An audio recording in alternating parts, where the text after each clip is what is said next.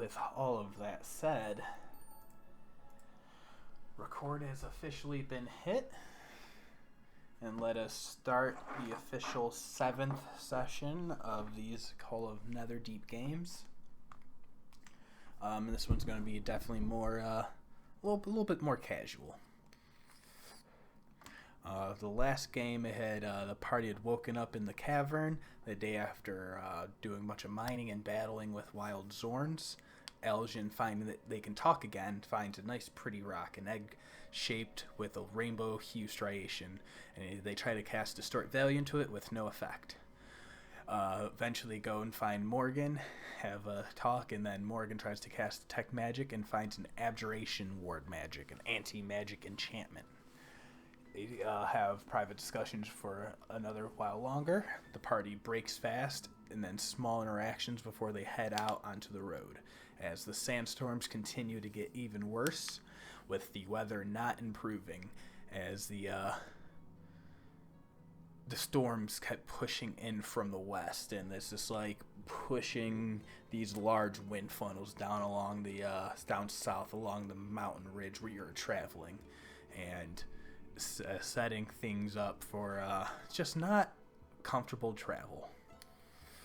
While on the road, you would encountered some very dickish Aurora watch guards, just not very helpful and just completely mean and rude overall.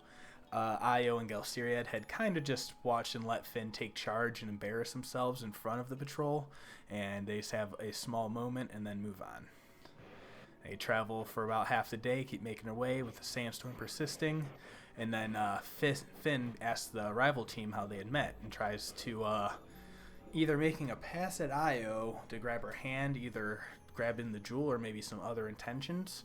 Slight awkward moment, and then it passes with Io eventually putting the jewel around her neck and breaking away.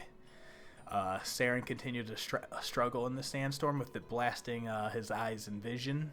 I believe it was out of D100 a 64, and then the sandstorm continued to intensify even worse than ever, making travel almost unbearable.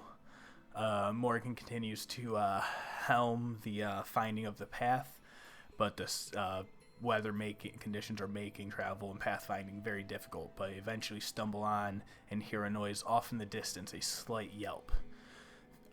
Finn messages ahead, trying to determine if there's someone there, and hears a cry for help, both back in the message and out loud, and rushes ahead blindly to offer their assistance.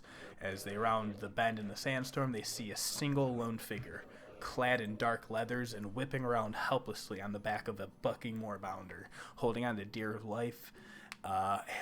for dear life, as him and his mount are being surrounded by 3 these red skin-hued, corrupted, tainted, bristled moorbounders that are closing in on their prey. Battle ensued, with Finn rushing to the front, and in quick order, the stranger that they were attempting to rescue was tackled to the ground and left to bleed out as the battle raged on. Finn was knocked unconscious as well, with Morgen doing their grave cleric duties and helping pop them back up and heal them for the rest of the team. Ludo, on autopilot, just kind of kept attacking with their Silverlight Spear, while Saeryn maintained support from the back, helping bend luck where needed and let the party prevail. As the dust of battle settled, but not the dust in the air around them as the sandstorm continued on, they saw the lifeless corpse of the stranger settle to the ground before being dragged off by the mourning and overprotective, but yet uncorrupted, moorbounder. And then they sent some healing and sanctuary spells on its way, I believe. The team took a moment to mourn for the dead, and after a brief interaction with the other team as they caught up, Galsiriad and Irvin questioned the point of rushing recklessly into danger in order to try and quote-unquote help somebody, what they considered a mostly useless gesture that's bound to get yourself hurt. At the advice of the Wastewalker Irvin, they burned the body of Finn's horse, C, and then ponder on the nature of the corruption in the wastelands. With Saeryn taking time to reflect on the boots and potential loot. Saeryn then also, after a while, takes time to try and read everybody on the rival team's mind, their surface thoughts with a detect thought spell, just trying to get a feel for them and each other in this, like, the dynamics of the groups together. From Io, a sense fierce of determination. Or a sense of fierce determination. That makes more sense. The spark of grand adventure is forefront in her mind with the feelings of grandeur, and sees herself wearing the jewel going forward. Maggie, the solemn ogre, the thoughts of defense and safety, a watchdog with a matronly protector role over the group, and slightly suspicious of this other new group of intruders that have been traveling with them. Irvin, the Wastewalker, tinkering with his weird metal box and tools, runes and symbols inscribing onto it. Unconfident with the work that he is doing, though, however. But then Saeryn overhears another voice intrude, a slight interference, a more dark, deep, and guttural voice or some sort of sound coming from within, offering some insight into the tinkering and strengthening the resolve.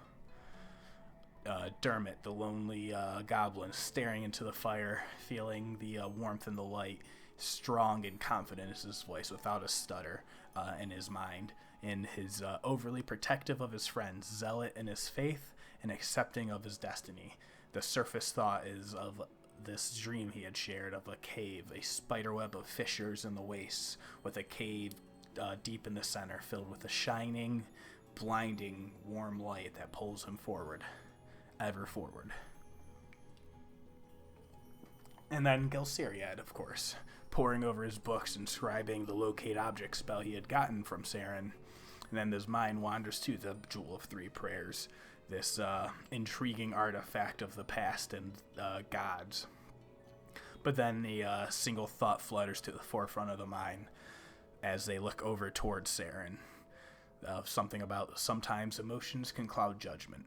Might need to stay more focused.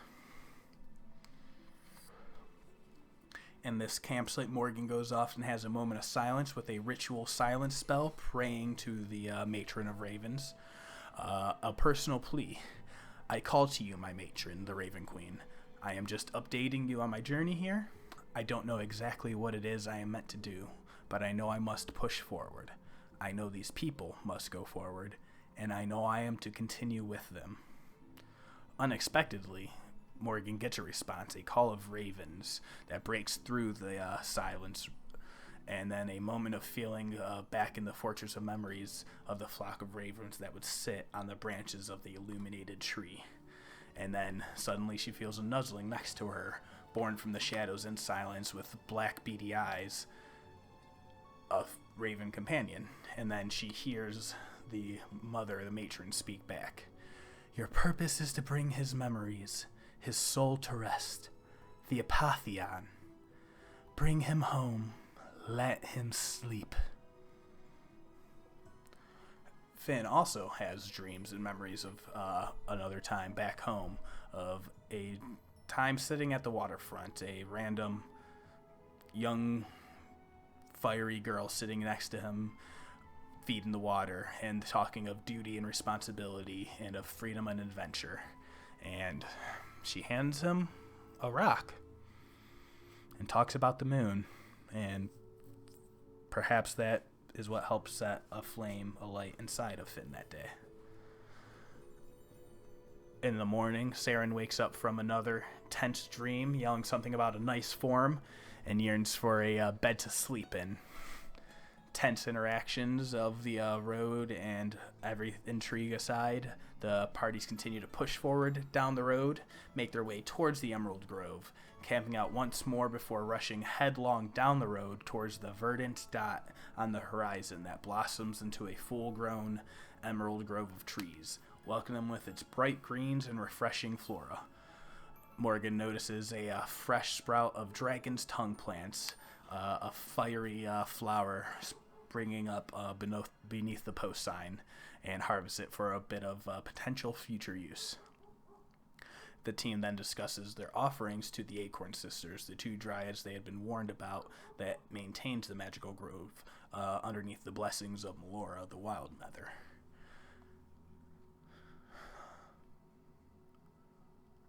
And as you all walked into the Emerald Waste, or the Emerald Loop, that is pretty much where we will pick it back up.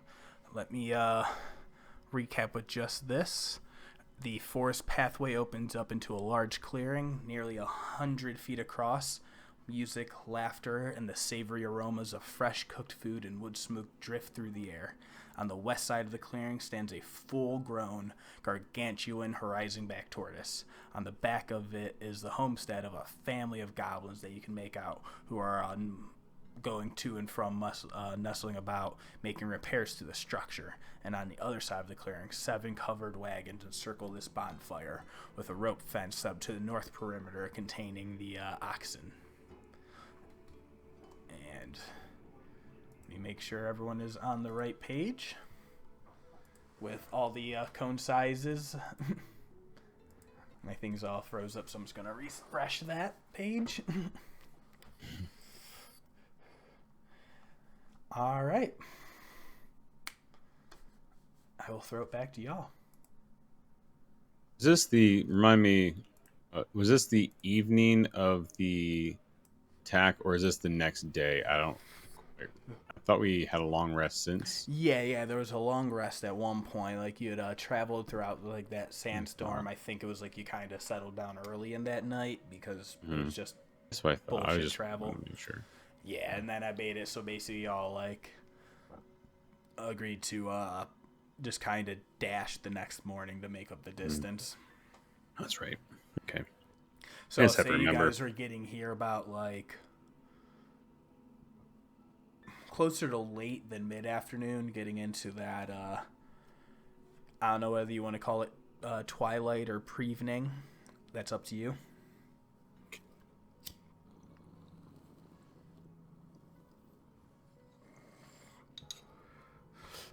But yeah, I guess actually let me go around, and whoever wants to go in their time. How's everyone feeling about all this travel? We on grass and not sand.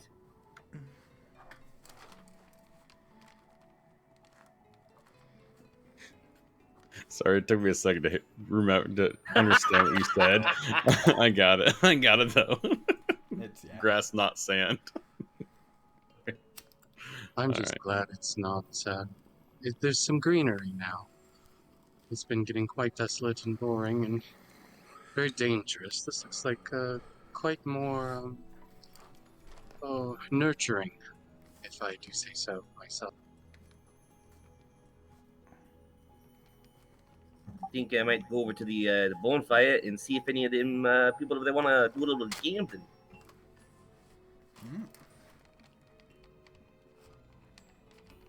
Is sort of looking at the grass, sort of feeling it, noticing that it is greener. It's not desolate sand, which is great. Thinking that this must be a little bit better, but still, he's still in a little bit of a grumpy mood from the day before. From it wasn't an argument; it was a disagreement with everybody. He sort of still believes that he can help people, and everybody pretty much in this area is sort of like that. So he's sort of quiet at this point. And noticing the green grass, though, really makes him feel a little better, because green grass means there's rain and water, and see if everybody's moods pick up a little bit with a little bit of moisture in the air. Hell yeah. So I think he's probably going to follow Saeryn and just sort of see what's going on. I don't know if he'll do any gambling, but he'll sort of tag along with him. Yeah. You see Ludo, you all look back, and he's, Finn, you recognize it. It was kind of the last couple days of travel been the same, but for some reason not some reason, it's pretty obvious. The last few days, circumstances have, he might be taking it, pretty internally instead of outwardly at the moment, and he's prone to those bouts sometimes. I see him sort of taking care of horses and sort of keeping to himself and making sure they're all set. Go, has that little kindness streak to him where he'll make sure everything's set before he gets set down for the evening. Mm-hmm. Yeah, I'll just follow Saeryn. What's going on? You hear on your shoulder, Morgan. Hello, little one. What is it? And you see the little raven, it like perks up on his shoulder and it like spreads its wings all wide. And for some reason, you hear it straight directly into your mind. It's just like, sup? Oh, Oh. Well, hello, little buddy. What the? You can hear me? Yes, it looks like the Raven Queen has gifted us with a telepathic link. The fuck? What, bro? What is? This is fucking wild. I give him a little, like, pets and, like, scratches on top of it. Yeah. Oh, that feels good. Oh yeah, right there. So, what's? You got any food? Let's see if I've got something for you. And I'd rummage around through my belongings. I do have a little bit of food left, actually. So I'd probably expend a ration here. Mm-hmm. And, yeah. Bro, check out my pecs. And then he sits there and starts like pecking down into your hand to grab the food. And it's like, it's weird. You can almost see this raven like flexing.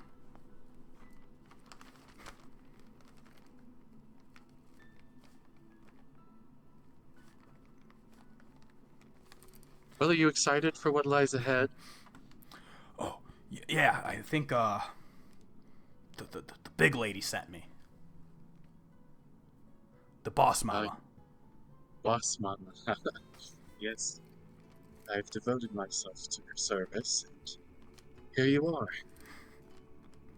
Yeah, whatever the fuck you need me to do. Like, someone comes at you, I got him. I'm gonna peck him to death. Don't worry, you'll get plenty of chances to show off your I'm so strong. so strong.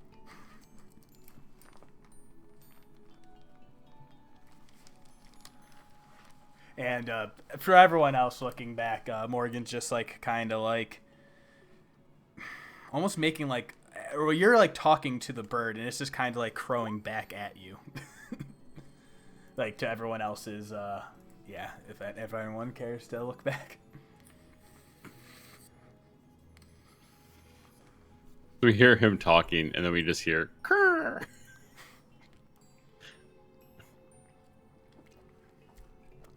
Yeah, I don't know. I'm sorry. I had to make a choice. Yeah, I had to no, workshop that's a a few choice. ideas It was over a the last choice. couple of weeks. I was like, what does Morgan really need out of a pet right now, though? See, if you hate them, all familiars are always easy to kill.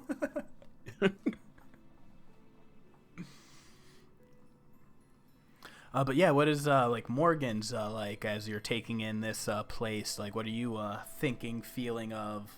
What are your like intrigues or thoughts at the moment? Where you, what are your next steps? You think? Yeah, so it is a nice change of pace, being here rather than being in like the desolate wasteland we've been in. I think Morgan is looking forward to meeting these sisters, and I'm definitely like, I've got my offering ready to roll. Mm-hmm. Is it a raven? Awesome. Yeah, and then as you all like start to like Finn and Saeryn start to break away, you see the other party, Io kind of big yawn stretch and just like look around, just like, well, I think we're fixing to set up some tent somewhere and try and get a good night's rest while we're here, and need to find those sisters. You mean you don't know where they are? Well, I mean, takes a look around. Do you see anyone yet? And No. as you all kind of take a look around, You know what? Hey, everyone, feel free to take a perception check. We'll let Saeryn, if you want yours from over here and to run in, or if you want to take another one, I'll leave that up to you, or whatever's like in your particular. Hell yeah, I'm gonna take that too. Love it. Saeryn is preoccupied with finding someone to gamble with and does not care, is not looking for sisters at all. Love it. Oh man, it's okay. I feel like that's all right. That's perfect. Let me find my map. All right, so we have 2, 13, 9. All right. So it was Finn and Saeryn were kind of heading towards that circle of wagons, and then Morgen, you're just kind of like looking around for like the Dryad specifically. Awesome. We'll go ahead with Finn and Saeryn first, as you two start heading in towards that circle bonfire where those wagons are. Right now, you only see like a small handful of people that are sitting around this bonfire. And with that perception check, you notice there's like a handful of them. They definitely look like humanoid, mostly human. There seems to be like one like large orc sitting there in like various like states of like leather and piecemeal armor. And just from like the rough patches of like hides and like the scars and just like little tokens and necklaces, you know, like adornments, you recognize a similar style to what Irvin has worn. So you might determine that these are waste walkers.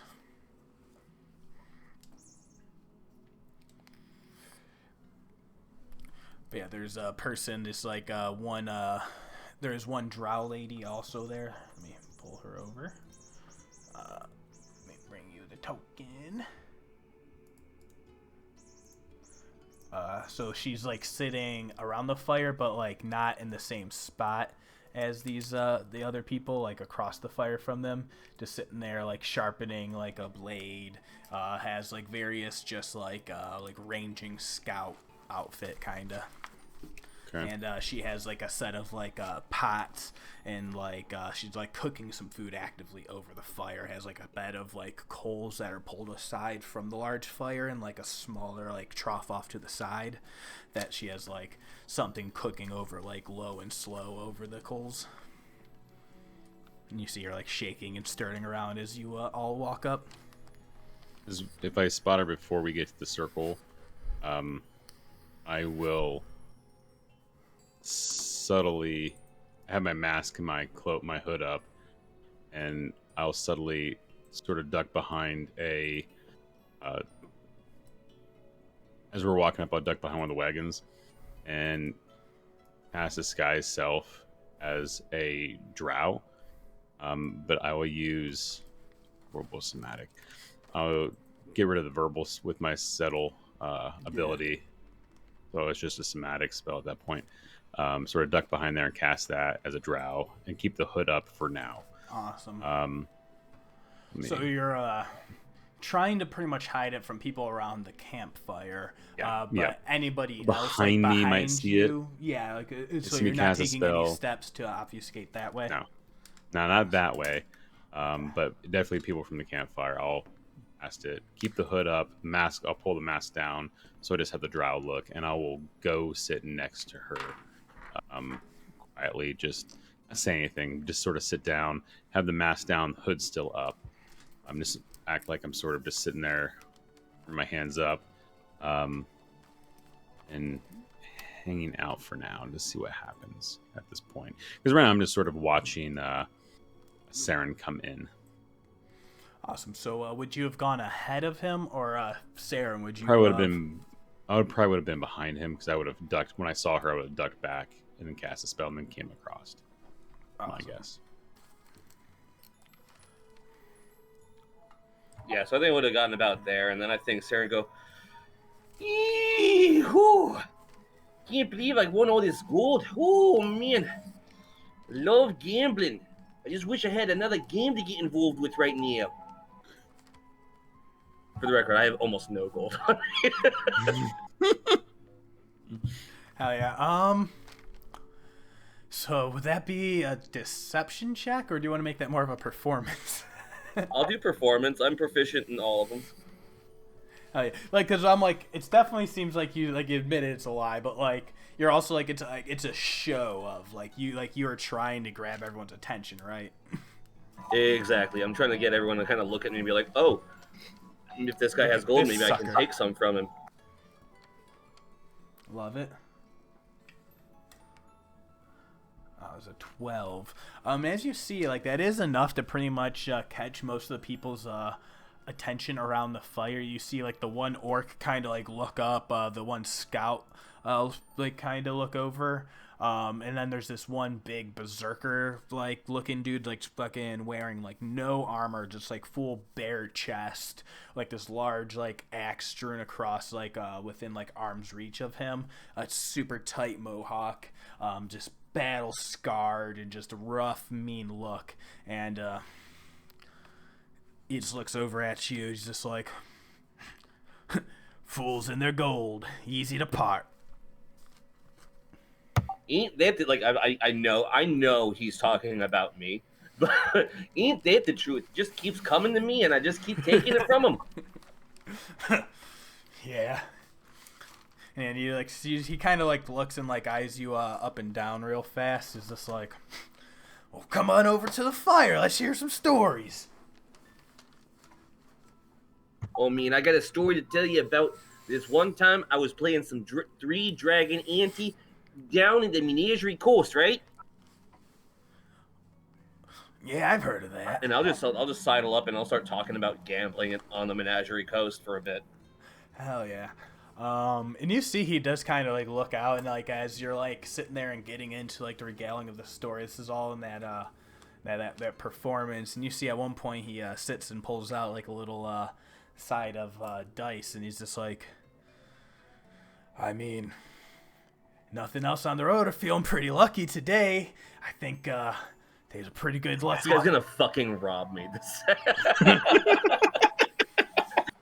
Like, I'm from a city. I know when I'm about to get robbed by the orc or whatever the fuck this thing is. Like, hell yeah! I'm down to play. All right, so But let's keep it like a friendly game. Like maybe Yeah. just like 5 gold a game. and you see like the fire just kind of gets silent when you say 5 gold. Like everyone's just like, Because that's an insane amount. yes. They're just like, whew. Didn't know it was sitting with the pretties up in here today. Traveling on the road with that much gold. Surprised you made it this far. I guess I'm just lucky. So you say. You said 3 dragon ante, huh? Yeah, but I see you got a dice set right there, and I do think that the dice is a little bit more of a luck thing, better test of it. If fortune favors you with the dice, then it favors you most of the rest of the time. Well, I will say me and the crew have been feeling a little bit luckier today. What do you think? Some good weather, right?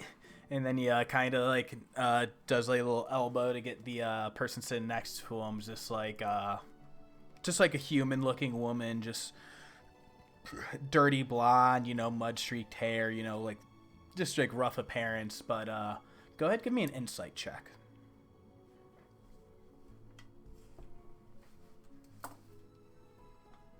A 13 insight. I mean, you've definitely seen people looking pretty rough and like down and outs, especially like you've seen people lose big and like be distraught. But you've also like, although your touch of how much you get into like real personal and actual like substantial things, but like this person with the 13, they've been crying, like their eyes are red. And like skin look a little bit flushed, and just like that telltale sign, and they're almost in like a more of a not defensive posture, but like a 1,000-yard stare, and then she kind of snaps to as she, gets nods, just like, yeah, really lucky. Real blessed on this day. And then just kind of goes quiet again. Aye. Yeah, okay.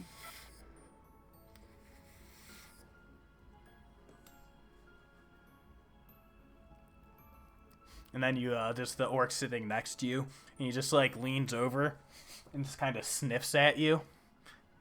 And he's just like, you got gold? I get sin. I have to, make sure I pay out my compatriots on my caravan, but, I like to keep a little bit on me just for fun. And you see he just kind of grunts and nods along and just...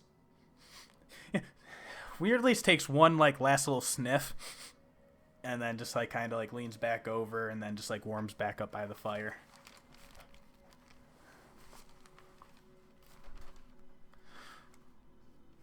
He's like, gold is good until you are left behind. Gold doesn't help a dead man. But I mean, if people knew you died with a lot of gold on you, they're more likely to find your corpse. And you see it that the scout who's sitting there cooking fire, the drow woman just kind of sits there and laughs and just like, oh, ain't that the... wait a sec. Nope. She's just like, isn't that the truth? And then she sits there and pulls the skillet away and, like, takes a crack, like, open. It's, like, a cast iron style and has, like, a full lid covering it. And as soon as she, like, peeks the lid open, it is probably, also probably born out of you guys traveling and living off of sand-covered rations for the last while. It is probably the best food you have ever smelled. Ooh.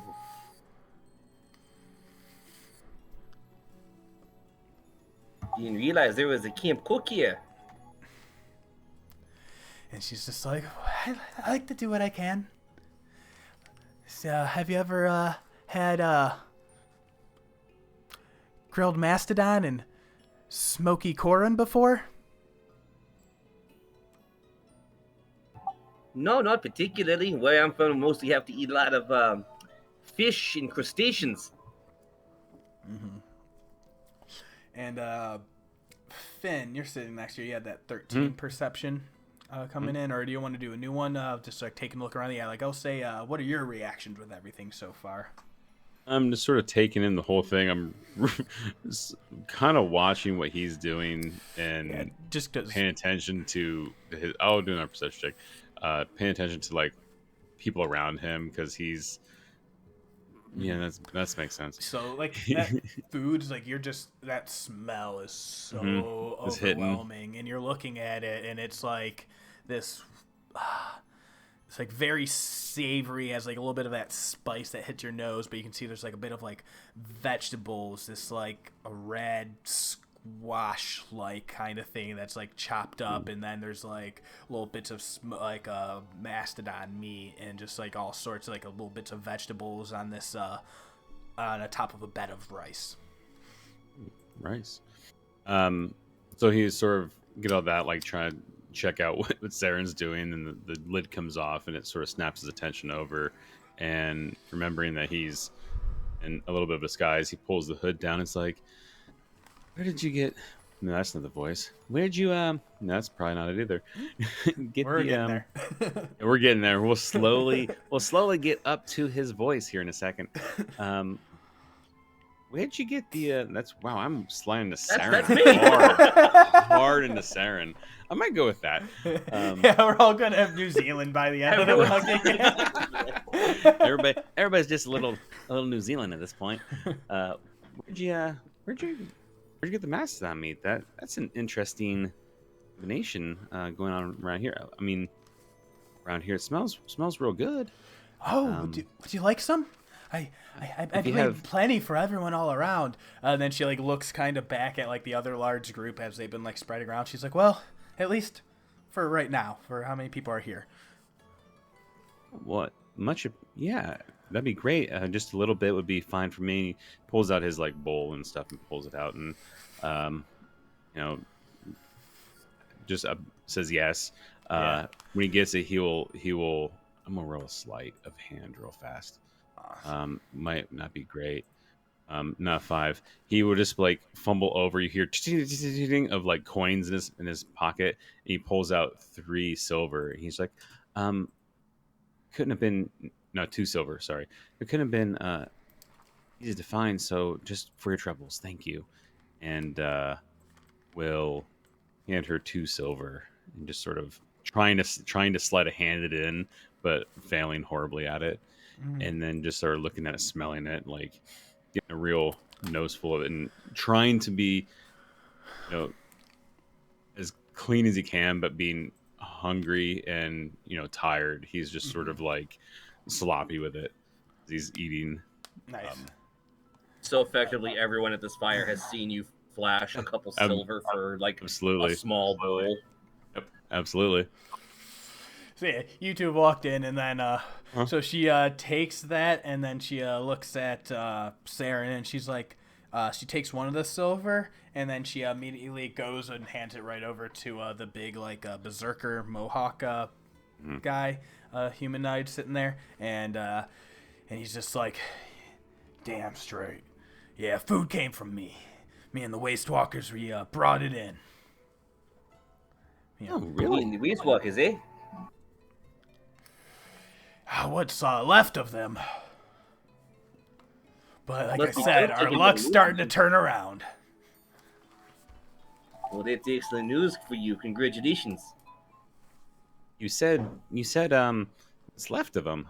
What happened to the original? Like, what happened? Oh, where do I? Well, the earthquake the other day, that took the most of them. About half our pack animals and what survivor of the cruise from the Udak attack a few days the day before that. Udak, do I recognize that?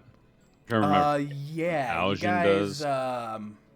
It would have been Morgen, I think, was the one who recognized it. That first scene you guys walked across when you were wandered in with the survivors, or with the bodies strewn across, and you got attacked. And someone found that.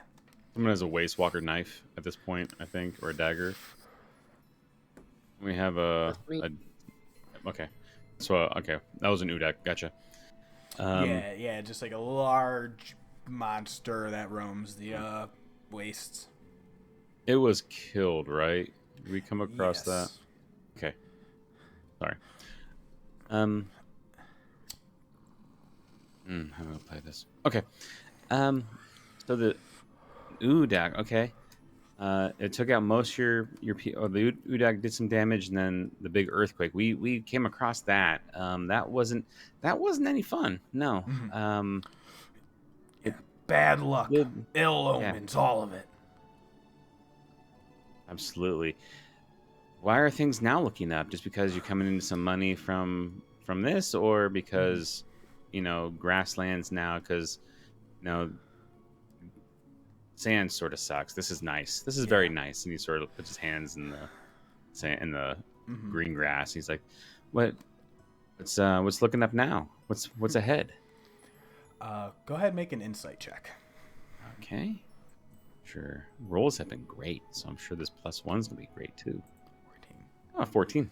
Yeah, as you see, he kind of like draws himself up a little bit more at that, but just like out of the corner of your eye, you see again that the woman sitting next to him, like, if a body language could get smaller, that's the only reason it picked up. It was like a perceptible difference, so like it wasn't a passive check. It was like you noticed a actual like body language movement, and it's just whatever you want to read into that.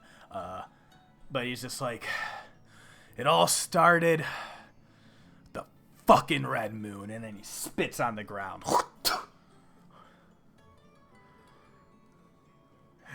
fucking, she, it was, we were doing great. Everything was good in the plan. We had a bunch of resources, growing strong. And then she had to go give birth underneath the red fucking cursed moon. And we knew it right away. That kid. Something was bad about them. Next day, we get attacked by an Udak. Boom, a quarter of us done.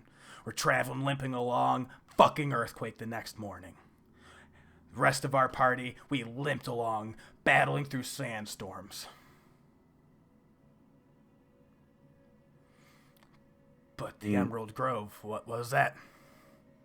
You're blaming all that on a kid that was born under the red moon?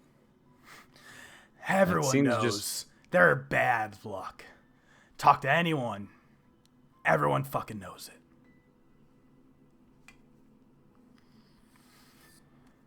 Oh, where's the kid now?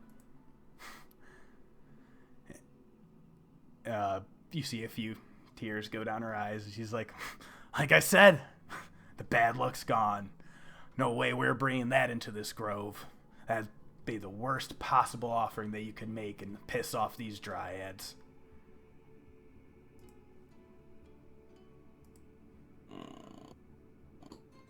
Didn't like Saeryn gets a little quiet at this point. Yeah. Didn't. We'll call him Finian at this point. Does not like that at all. Hold on, I gotta. No, I'm just gonna contain myself at this point. Looks around, sort of getting the vibe of everything. It's like, oh, okay. I mean, Ruidis isn't the cause of problems. It's just a moon. It's like saying that all good luck. Oh man, Aaron just lost the name of Katha. There we go. Sorry. It's like saying that Katha brings nothing but good luck if we're saying Ruidis brings nothing but bad luck. It's just there. At this point, the orc next to Saeryn. So Saeryn, you are doing a cast.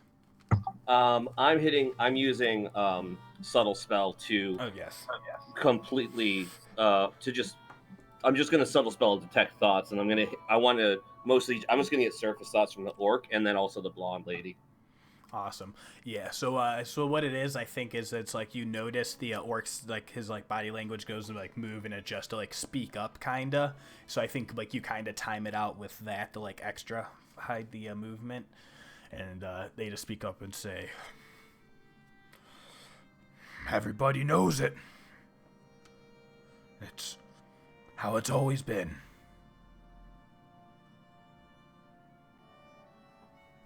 I'm more curious what the blonde lady's thinking about, because it seems like she feels bad about leaving the kid. Awesome. Yeah, so the orc speaks up and says that, and in his in the detect thoughts the surface, you kind of just get him like he's more thinking about gold, honestly, on the surface thoughts right now. Like he heard the clang of silver, he heard you talking about gold. Like this isn't really even like on his surface level at all. Like you get the sense he doesn't really care.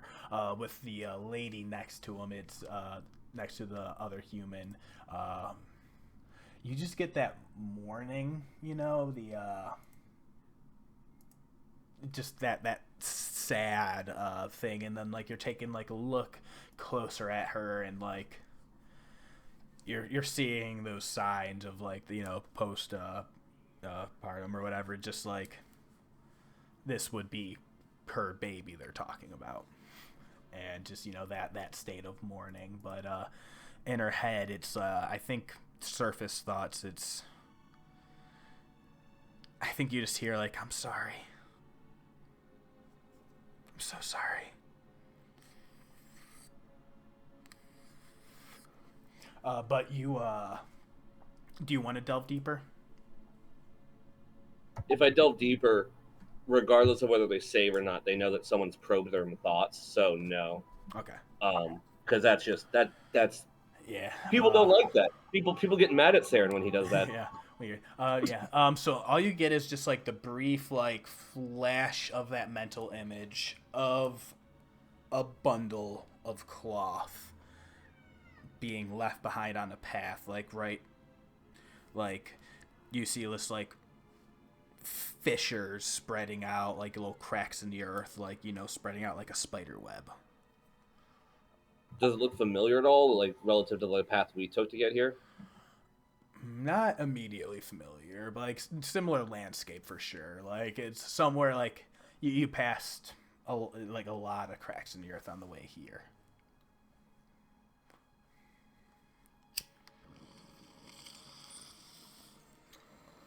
I want to get for the surface, and I'll get a surface thoughts from the drow lady. Mm-hmm.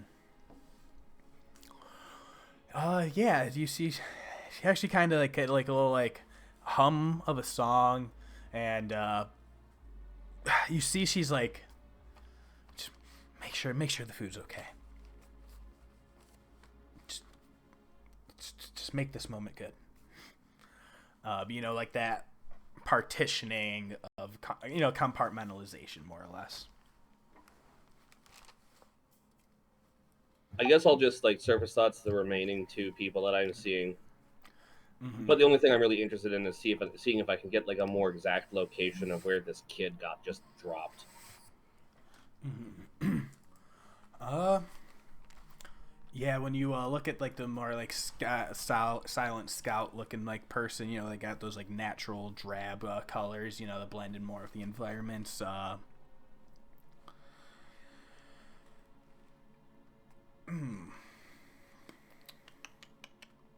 Go ahead, make this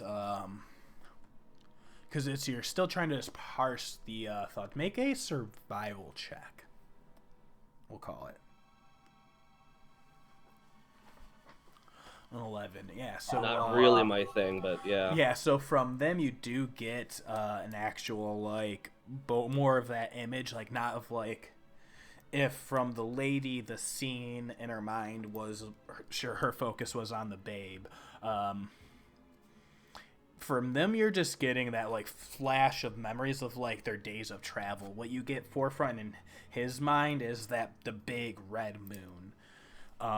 And like that moment of the birth back on the however many days ago, and then like he's sitting there and he's thinking about that group decision that they all have, the whispers of curse and ill omen and the moment of, but they don't do anything, and then he's thinking the next day they get attacked, the day after that he has visions of he's dangling there off a cliff. And you can actually see his arm now that you're taking a closer look at him. Like his arm is in like a cast, and like his like knee is like wrapped up with like a bandage around him, and like you like have the memory of him like dangling there as he falls. And then in that mean to do that. Sorry. Oh, good. And then not the next day. Oh, so wait, are you no? Okay. And then not casting that. So basically, looking at things. In your mind, it's like that flash image of movies, like the day after they have the discussions, the heated debate. The next scene of memory is of them leaving the child. He's looking at the lady, looking at her child as it leaves behind, as this path winds off. There's like a break where like this large crack and fissure in the ground, and it starts to like kind of spider web out almost, like just like jagged lines running in multiple directions, and some of them like start to intercross. But then like the very next immediate memory scene of that is them entering into the green grove. Like it's like if it was like in a movie, it's like that camera shift and it just pans to the east, and then that's like their next destination is coming into the grove. So it sounds like potentially not too far away.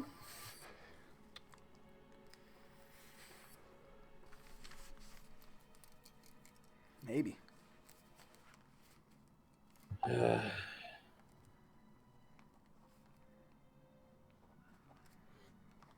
So you wanted to gamble? Like I said, I'm feeling a little bit lucky.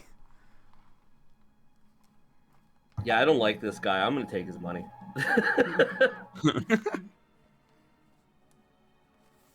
Yeah, sounds good. Just put out some dice, get a dice tray. Let's see what we can do with a little bit of liar's dice or something.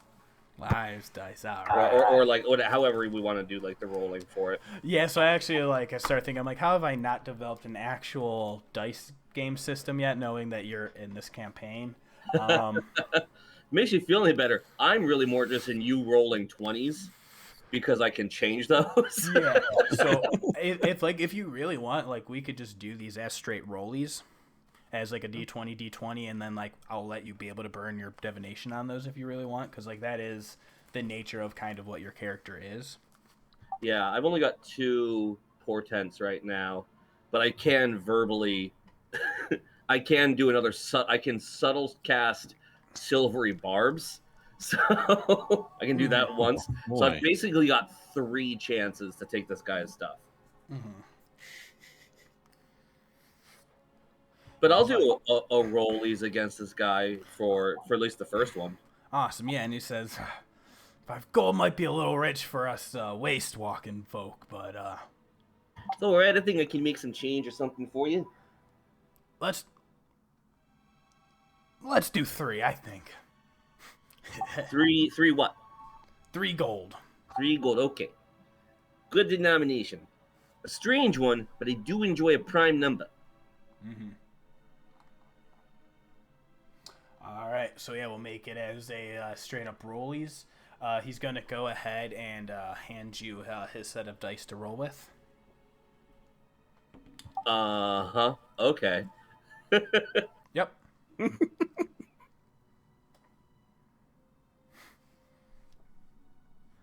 right, you roll a 4. So. He also rolls a 4. I just decided that. Yep. Awesome. So what you see, Finn, actually, so go ahead and roll your D20 then. That was your 4, and then he also rolled a 4. You already had your portent? Yeah, my portent is a 4 at this point. I have a 9 and a 4. Gotcha. Awesome. So what happens is, Finn, as you go to watch him, like, he goes to pass off the dice, but, like, you saw the pair he was practicing with in the one hand, like, that he just, like, pulled out, and then as soon as they confirmed the bet, you see he reached forward with his other hand that was, like, sitting on his side, like, near his, like, pack, and that's the pair of dice that he went to go hand Saeryn. And I think, Saeryn, you actually even clocked it, too, because you rolled really fucking bad on a sleight of hand. Like, it was a very obvious, like, not the same pair of dice, but you full on fucking, like, go to roll the dice, and you see they have, like, obvious weight where they're about to roll worse for, like, you on the result, and then by some weird mechanical, like, hits a rock and then bounces and flips back over, and both your dice roll up the same. Look at that. We're both equally lucky. And he's just like, the fuck? What? What's wrong? Sometimes dice just do that. It's really not that uncommon. I mean, if you do the math, if you think about it, it's, it happens every once in a while. It's only got 6. It's only got a few sides on it. Mm-hmm. And his, like, brow kind of furrows. He's just like,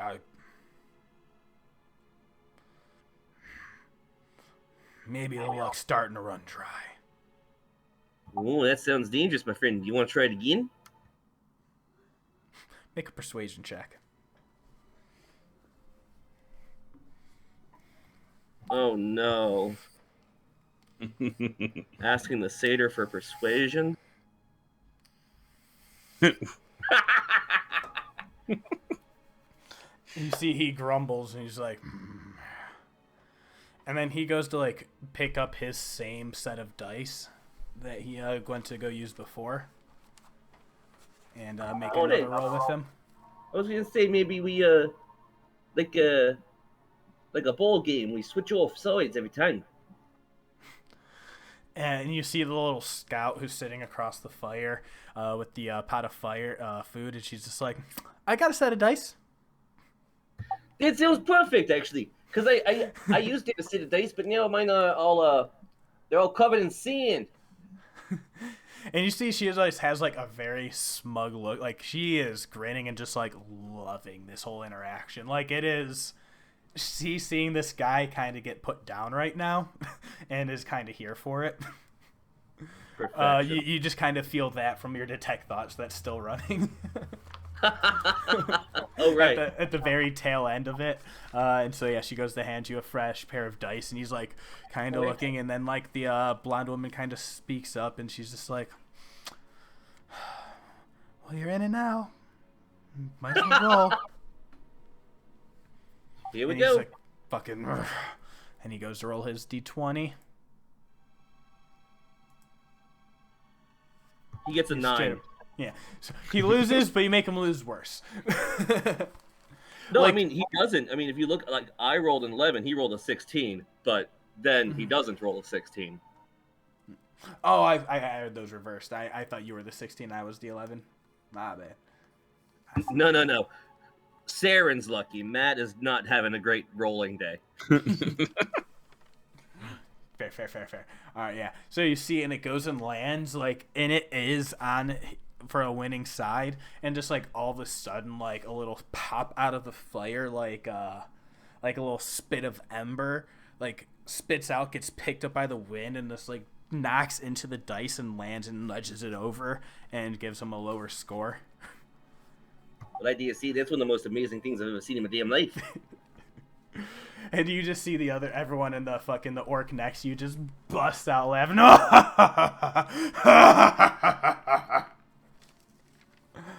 That's fucking amazing.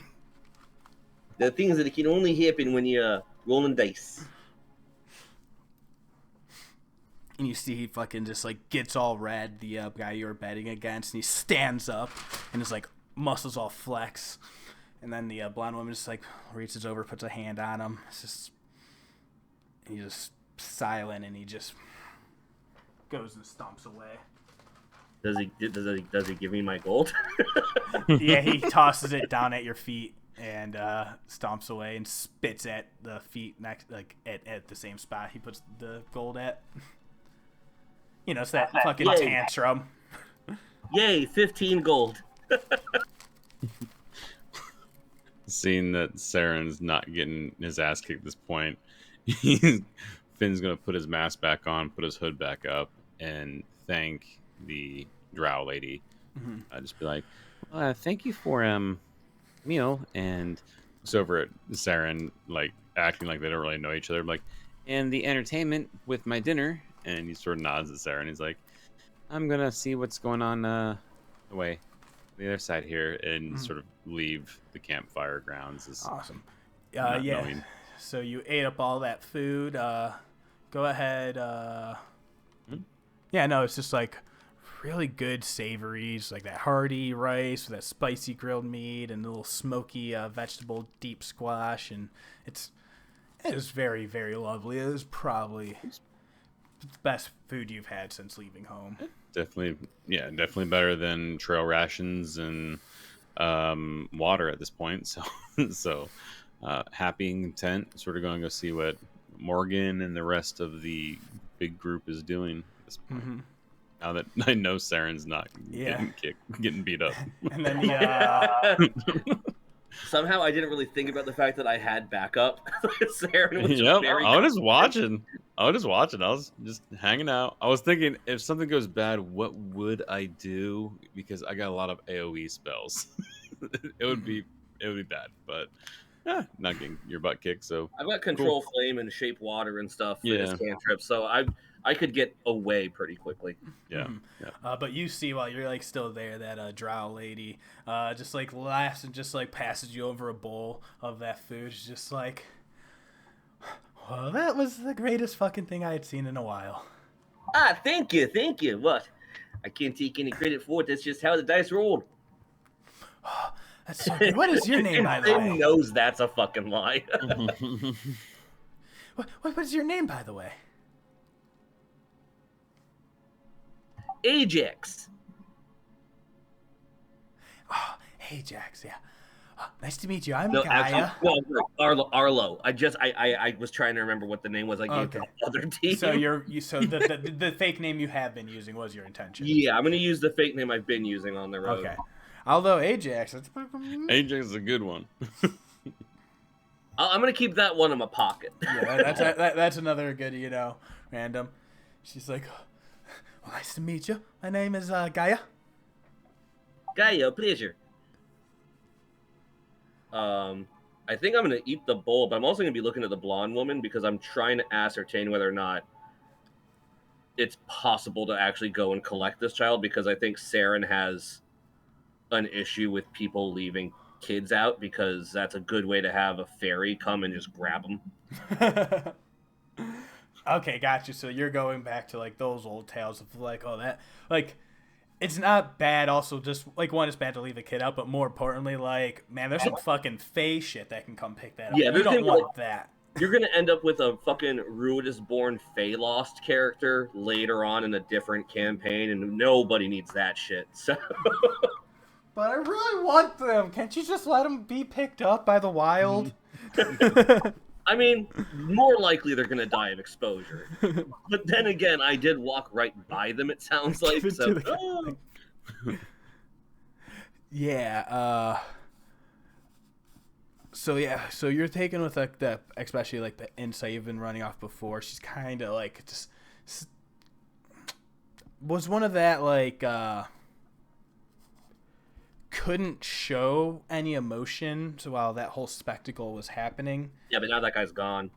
Yeah, but you can see it's still that like defensive posture, like a little bit of that like distant stares, like looking over into the fire, and then after like a minute or two, she kind of like shakes herself, like to, and just like, but I'm gonna go settle in for the night.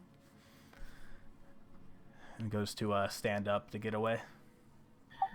Settled in, eh? Yeah. So it seems like a good time to lie down. And yeah, I'm just gonna watch her to see if she like starts looking in the direction of where they dropped off the kid. Ooh, okay. Would you rather make this, is it going to be an insight or perception? I'll give it your choice of like, and then you tell me exactly, specifically, like what you're going to be looking They're for. They're the exact same thing for me. So I think in this case, we're going to go with perception. So that, because I want to see, because they're both at +1, so I don't think I have a low chance of getting anything out of this regardless, but we're gonna see. Awesome. I'm gonna pick perception because if she looks a certain direction, you're looking for movement. I'm looking for a clue as to the direction of the kid. Yeah. Gotcha. Okay. Give me that roll. God damn it! But spark lands in my eye. Let's make her roll with disadvantage.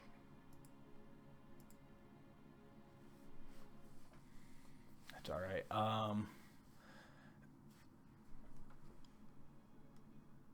I need to do a thing real quick in my head. Map directions. Because she goes and busts up and breaks away to the north of the wagon side, like going towards like where the oxen are, in the direction that the guy left off. And even with like a 3 perception, what it is you see her stop and pause for a moment, but it's like the flapping of the wind blows the canvas of that like covered wagon over in front of her face, so you can't see her exact orientation. You see that she pauses for a second, but you can't tell if like she's looking straight due north, if her head tilts over to the east or whatever. But in that moment, you can tell like she doesn't spin to the east or the south. So you're able to like, she's either glancing up north or west. But with the canvas, it is very hard to determine. Gotcha. Okay, and I did, in the detect thoughts, did get an image of like what the kid was left wearing, like a sheet of some kind or something like that. Yeah, bundled in like that, like rough, like fur leather type of like, All right, I'm gonna read through my spell book for a bit, and I'll see if I can figure out some way to deal with this. Move on. All right, so you still just sitting at the fire eating up with the stuff? Yeah, I'm just gonna sit at the fire and eat while considering my options for finding this kid at this point. While that happens, we'll go ahead and jump over to Morgen, who, missing a lot. Yeah. So you went in search of the 2 dryads, right? Yes, and I rolled my 19 perception. Awesome. Yeah, so you and you see for this one, Maggie kind of comes with you, trying to lead the charge, and she like kind of looks around, and as you two are looking, she goes and hails up to the people up on the giant goblin horizon back, and she's just like, "Hail, Kinjabai." And she like nods towards the giant tortoise at the helm first and foremost, and then looks up at the goblins, just like, "Do you know where the dryads are?" But Morgen, you kind of catch, like, you definitely don't see them off in the distance. You see a handful of like goblins like to and fro on the back. But you see there is like a path that kind of breaks down to like the south, away from like the road and from everything else.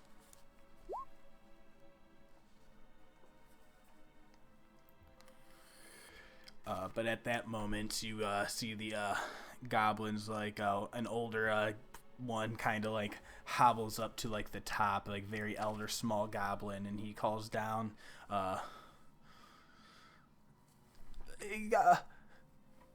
the Oak Sisters are, and he like trembling hand and like points it off towards like the distance in the back towards that like trail to the south you had already noticed.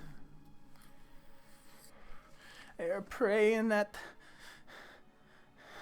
the Wild Mother's Grove site.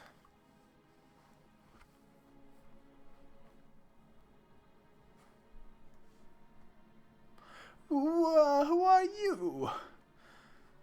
Yeah, he calls down to the both of you.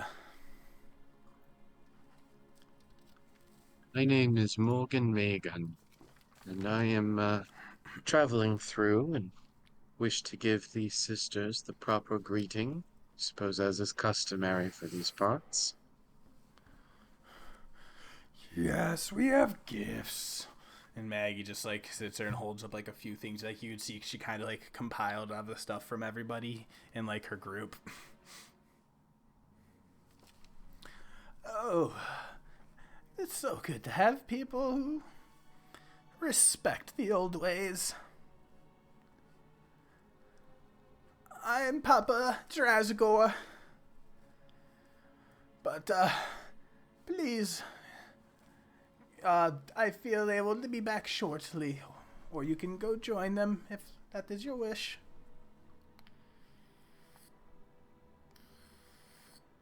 Well, if they'll be back shortly, I think I'll just stay here. Mm-hmm. A few things that I must do. Mm-hmm. And it's at that moment you see he's like kind of like propping himself up on like a cane and like, go ahead, make a insight check, or you can run passive. I guess I should have let people do that earlier. 16, just okay. Good. Yep. And you see it's like a little tiny, like, well, not tiny, so he's a tiny goblin, then it's like, coming out from the direction of like the little grove that he was pointing towards, there's a hobgoblin lady that just comes walking out. It's like old, elegant looking with like long silver hair and deep green robes, and she comes like walking up and yells to the guy was just like, "Papa Drazgor, it's time to have your medicine. You shouldn't be out and about as such. You'll be in pain all night long if you keep walking around like this. And he calls back, okay, Auntie Joller, I'm sorry. And you see he goes, like, start, like, hobbling and making his way down.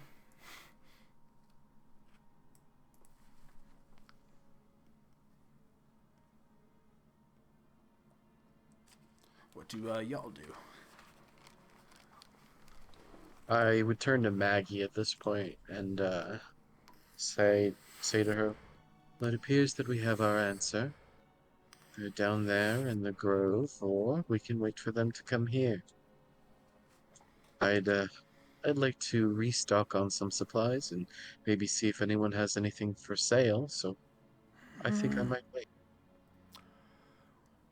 Hi. And she kind of looks back and sees, like, the rest of her crew going, like, breaking off camp and getting away. She's like,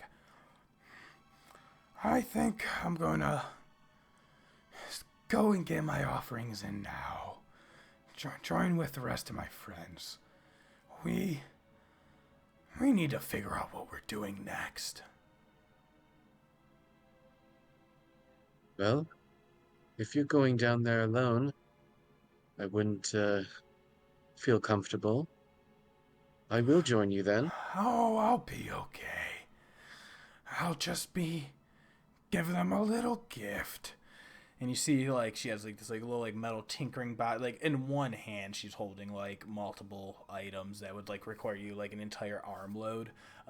It's, like a large, like, ruby. There's, like, this, like, little metal tinkered box that Irvin had been working on. And then there's, like, sitting on the base of it, everything's resting on it. It's, like a little sheet of paper with, like, a little scribbling of, like a couple lines of text, it appears like.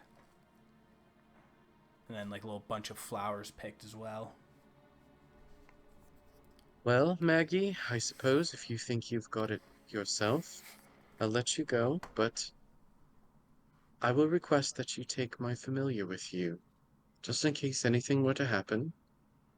You can report back to me, and I can send the rest of your party to you. You're familiar?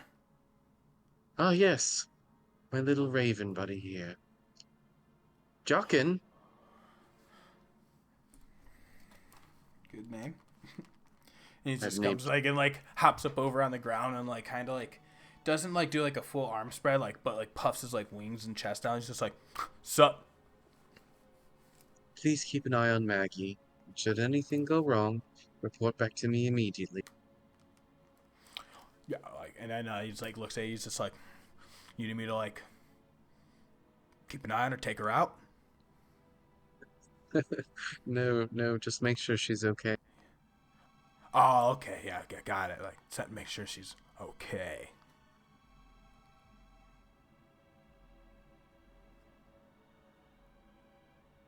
Yeah, I told her I'm gonna watch her, bro. Good. I have full faith in you. Best fucking bird ever. And he just kind of hops over, and Maggie just like, it's a weird bird, because he's just like been sitting there just like cooing up at you. I'll make sure they're okay. And she like puts like a little like finger out gentle, and it like hops up onto like her finger and does like one like little tiny peck at her like super thick, hard like ogre hide skin. Like yeah, it's just like that tickles.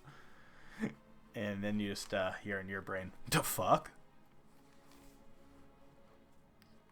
I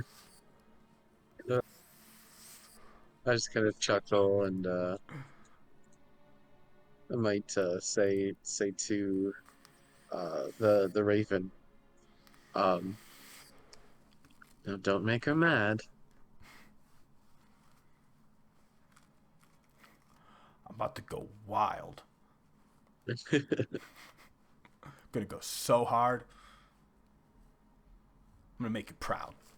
And then he just kind of like sits there, just like, you know, all the tough. You see, he kind of like nestles down on her, you know, like hand, and like hops up onto her shoulder as she like goes and like slowly like walks away down into like the southern end.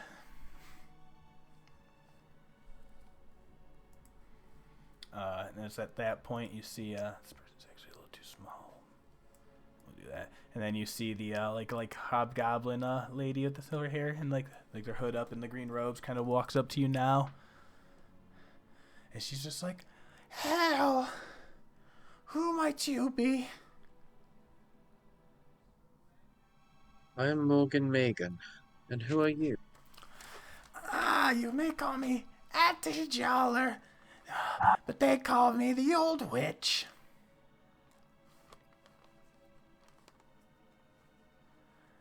I spend most of my time brewing all, sorts of potions and all sorts of tea blends. Potions and teas. I'm quite familiar with those myself. Mm-hmm. And then she gives you like a good like look up and down. She's just like, "Yeah, you look the type." You do as well. And then she chuckles, just like, "It is an aesthetic, isn't it?" Yes, it's one that I've grown quite loving to. Really, you don't go into it with the idea of, it just kind of naturally comes. Yes, it just kind of happens. Like, one Yeah, year, no. you're just... Yeah, you get it. I know. Yeah, like everyone thinks that you're doing it intentionally. And I mean, there are some people that lean into it. I feel like you should embrace it if it's something that's become of you, and if it's not for you, it's not for you. Yes. And that's I think at that time maybe Finian would have come wandering over. I think he got out of that other interaction pretty quick. Yeah. You see these two, as far as your purposes are aware, two old hags just gabbing. He kind of walks, forgetting that initially when I said I'm walking away, I forgot she was doing something else. So, seeing that, you see me coming like up to you and like spotting you both and like making one of those weird like 90-degree turns and start walking up this way. It's like, whoop, nope. Finian, where are you going? Seeing what God, again. Why did I go to Saeryn? Yeah, for some reason, I don't know why. Infectious. I'm gonna see what it is really infectious. I'm seeing where Ludo is, I think, right now, and he gets sort of out of earshot of First Hag going up to Ludo, because this crew sort of up there where Ludo is sort of knows I cast spells, and he turns back. He gets up to there and like turns back, and I think the whole conversation with Saeryn, everything going on, he's going to cast message into Saeryn, just a message spell, just be like, "So, we kid, maybe we need to have conversation over here if you are done making money." And then like sort of goes up to Ludo and starts talking to Ludo. I forget message as a cantrip. Do I get to reply? You can reply it doesn't to this state message. And can reply to the whisper. Yeah, you can reply. Yes, you can. Yeah, we should probably have a team meeting about this. Oh, you get that back, and then so Morgan, you're sitting there talking with the auntie, and she's just like, "Oh, okay, bye." And then she looks back at Morgan and just like we said, it's the aesthetic. It really is off-putting. They've called me creepy a few times, but to each their own, I get. Oh no, I get it. But yeah, you said you do potions and teas too? Yes, I do. Oh yeah, I have all sorts of recipes, and I love to always swap, I'd love to see what you have. Yes. And here, come. And then she starts like bringing you over to like onto like that giant horizon back. She's like, I travel. I've been staying with these the turtles. Oh, sorry, I started just moving you. I shouldn't have. Oh, you're get excited. But yeah, she's like, I'm staying up with these turtle on here while the goblin family's traveling. They've been stationed here for about a week or so. Let me show you my cupboards. And then your Willem will take you on up to her room and brew you up a set of tea and stuff like that, and gab some shop.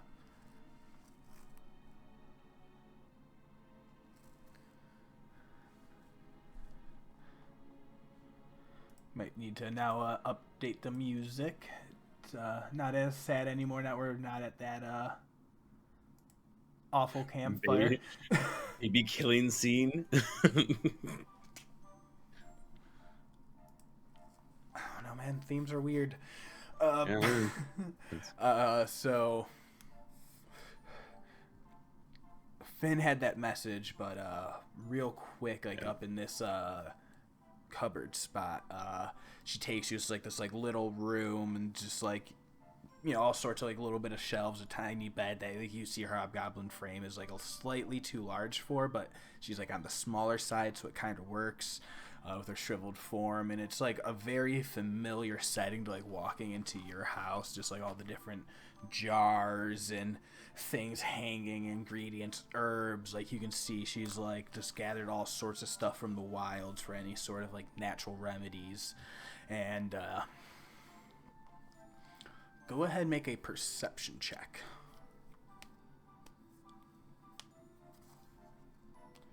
All right, 14. With 14. As she goes and works over to her immediate work desk, you see there's two, most of the jars that are on the walls are pretty well stocked, but you see there's two immediate ones that have been on her work desk that are nearly almost depleted, with just a little bit of remnants of whatever other ingredients are. And she walks you over, and she's just so what kind of teas and potions are you into? Well, teas. I'm very fond of the ones that aid in sleep.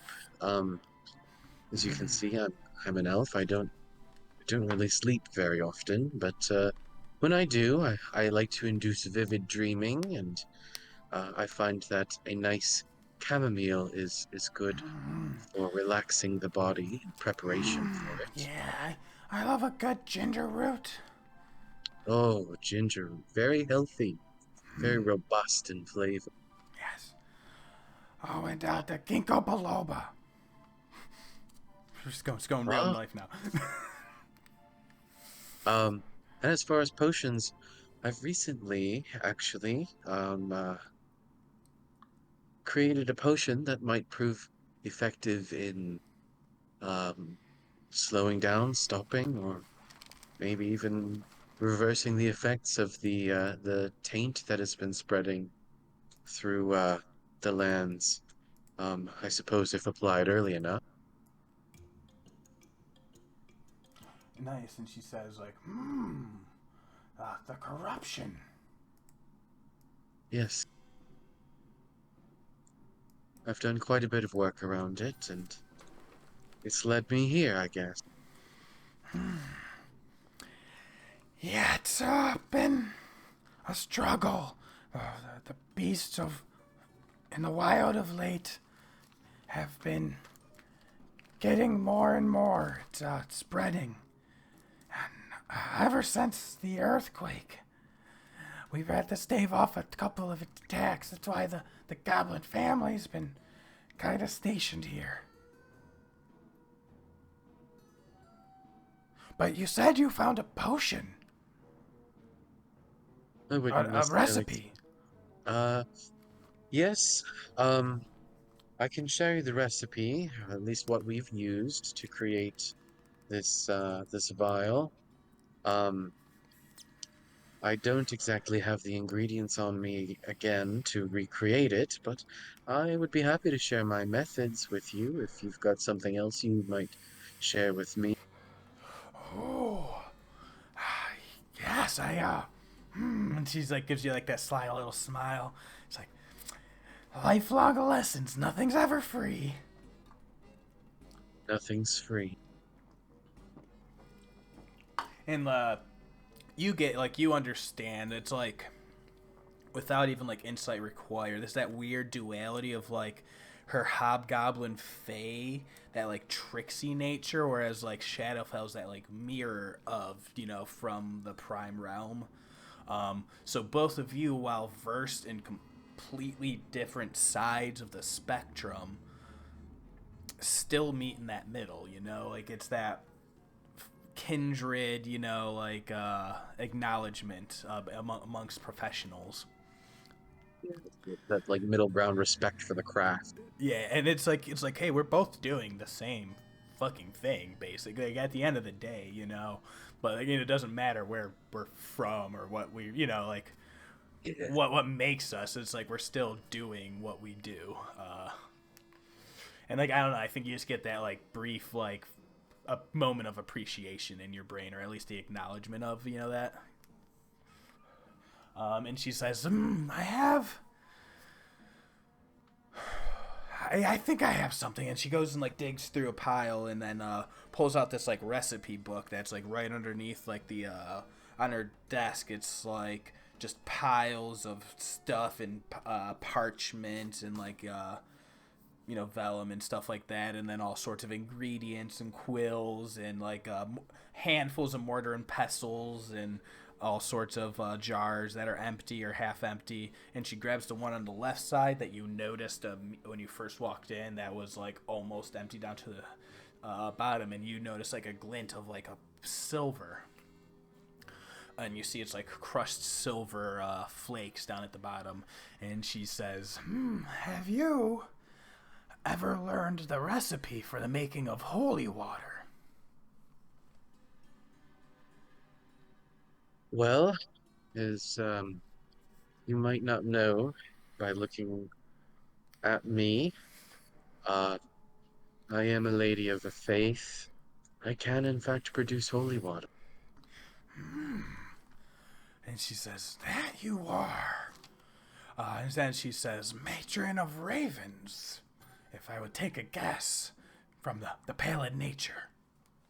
How perceptive of you. You would be correct. She gives that little growl of satisfaction. And then so she puts that back, and then she's like, okay. Well, I actually might need some help of this as well. And she goes and reaches for that right jar that you see is almost empty, and it's like almost ground dust of like some fine granular substance that's like, you know, it's like coats the side of the jar very heavily, so it's hard to like make out the exact like interior of. But she says, what do you know about Phythum? That's something I could learn more about. And I'll say, go ahead and you can make a medicine check. Oh, excellent. So there's different like properties that like various sorts of plants have that could be, you know, categorized into the same, you know, like you know, like, all right, this plant can do this and this or this. Phythum, it's never the thing that you've particularly dealt with or handled yourself, but you know it's in a class of a milk of blank category. So you've used like other various, like, you know, more like akin to like poppy style, you know, like a pain reliever, sleep helping medicines. But Phythum with Fearworks, it's like so rare. And the reason is, you know, for like trying to hunt it down, it's really only particular to the Underdark. And it is a fungus. And she says, yes, Phythum. What do you know about it? Well, I know that it's a fungus found in the Underdark, but I've never actually been there myself. You see, I'm not even from this world. Yes. Yeah, it's not easy to traverse. You saw the elder goblin up there on the tortoise back. Like the old one that like first greeted you, that was like really heavily leaning like on that like cane, looking really rough up and like in pain, like standing there. When you first greeted you, she says, "Hi. He used to be an adventurer. Then he took an arrow to the knee. And then over the years, things just got worse and more injuries, and the pain, it builds up and it stays with him constant. They stayed around and done their diligence and helped out in the attacks of the wild ever since that earthquake. But he is always in such severe pain, and he's run through the stock of Phythum that I had saved up from before. And now I either need more to help sustain him and to restock, or anyone else that will need the comfort of will go without."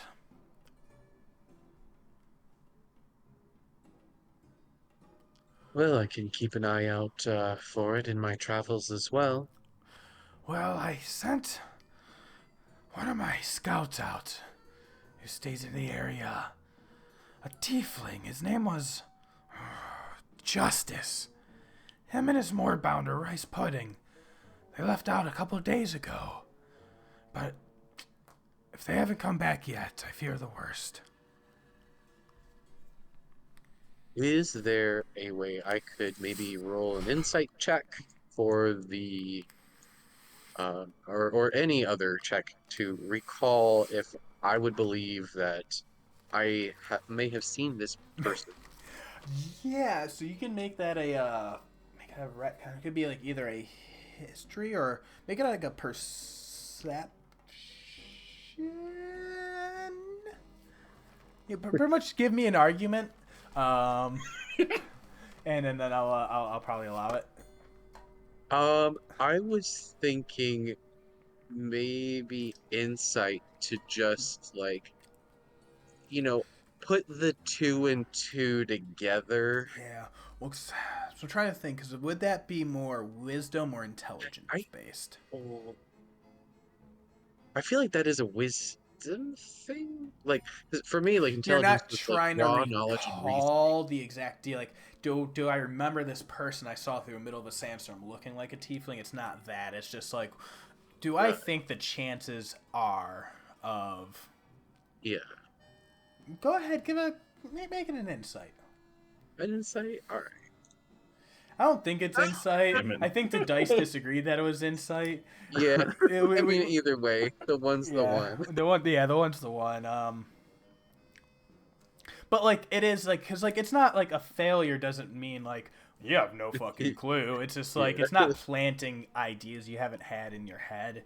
It's just like, so with that, like you're just like, is that what like your thought's still your thought, and like whatever connections you're making are like, no dice roll is gonna override whatever logic that you can intuit personally. But yeah, there's no like, you don't get any eureka moment basically at that point. Yeah. You just have your suspicions. Yeah, assumed that I would think over it and be like, could it have been? Nah.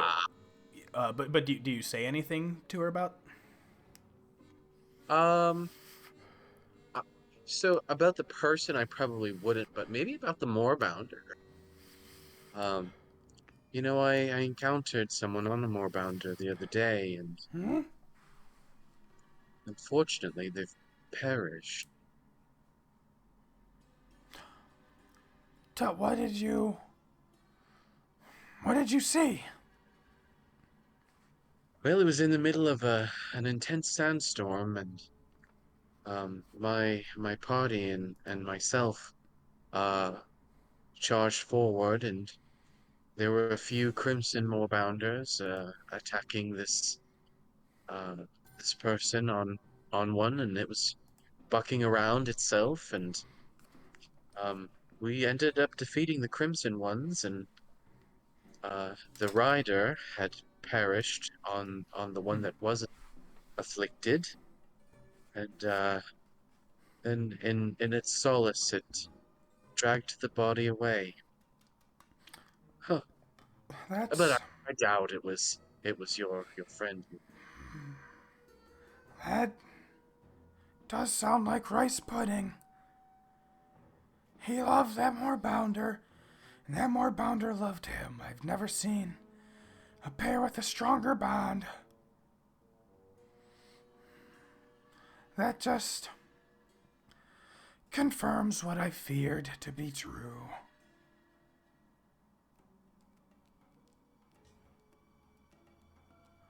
I know this is of no, this is not easy for me to say, but it was my failure that led to his demise. No, that's... And then she, like, her eyes get crossed and she gets, like, a little defensive. And she's like, did you? What did you do to him? Oh, I did nothing, and I'm afraid that was the problem. Just, with skills like ours, it's easy to save lives, and I was so absorbed in destroying the infected ones that I lost sight of the life that was fading before my eyes.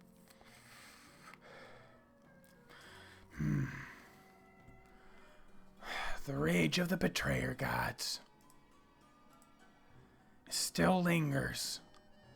Grump's fury.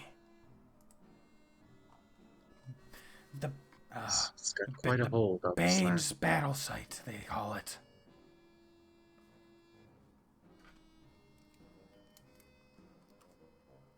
I just call it tunnel vision, but yeah.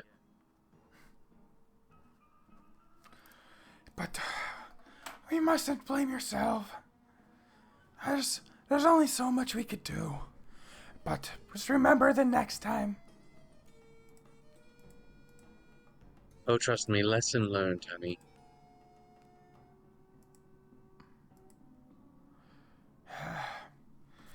Well, anyway, I think we might need something a little stronger in this tea. Let me show you this recipe. And then she goes and begins making you, showing you this Phi-Thumb recipe if you're willing to trade, do the swapsies. Here's the thing about this fungus. It could be used to put someone to ease their pain, to relieve any wounds or tension and help them out. But if made incorrectly, it can become more of a poison. And if made with specific intent, it can be strengthened and diluted. And when ingested in that form, someone falls into a sleep for 24 hours. And sometimes, usually, they don't wake. This is good information. And I would then pull out, like, this isn't my green tome. This is, like, my personal, like, grimoire. Like a traditional, like, witchcraft practitioner has, like, a very personalized journal, and that's where this is located. Yeah. Of course, I'd go, like, straight to the page before showing her, and, kind of just tell her, I do have to let it be known, when I performed this, I had help, the help of my coven. So to do this by oneself, I would say requires a great amount of skill, but it is possible, and the ingredients to my success are here. Yes, I can see.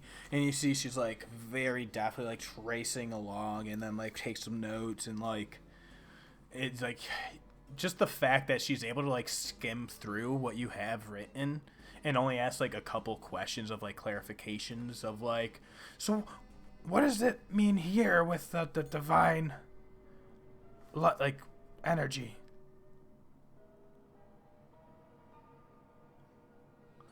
It's oh.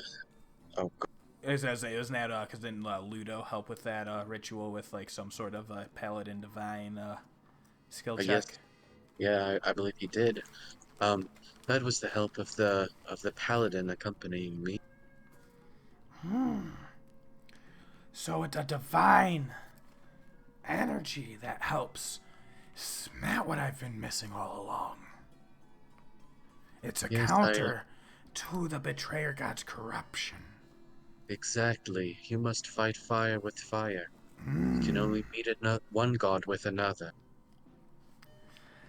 That makes sense when you really think about it.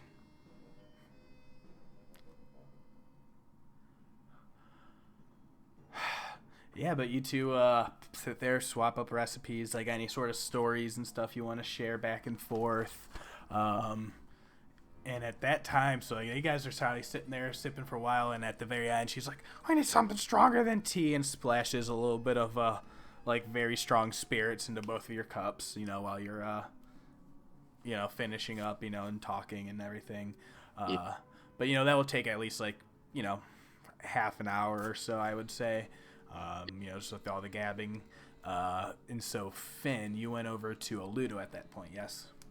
Yeah, just seeing what he's up to, just sort of helping out, trying to help him out a little bit, and then maybe filling him in.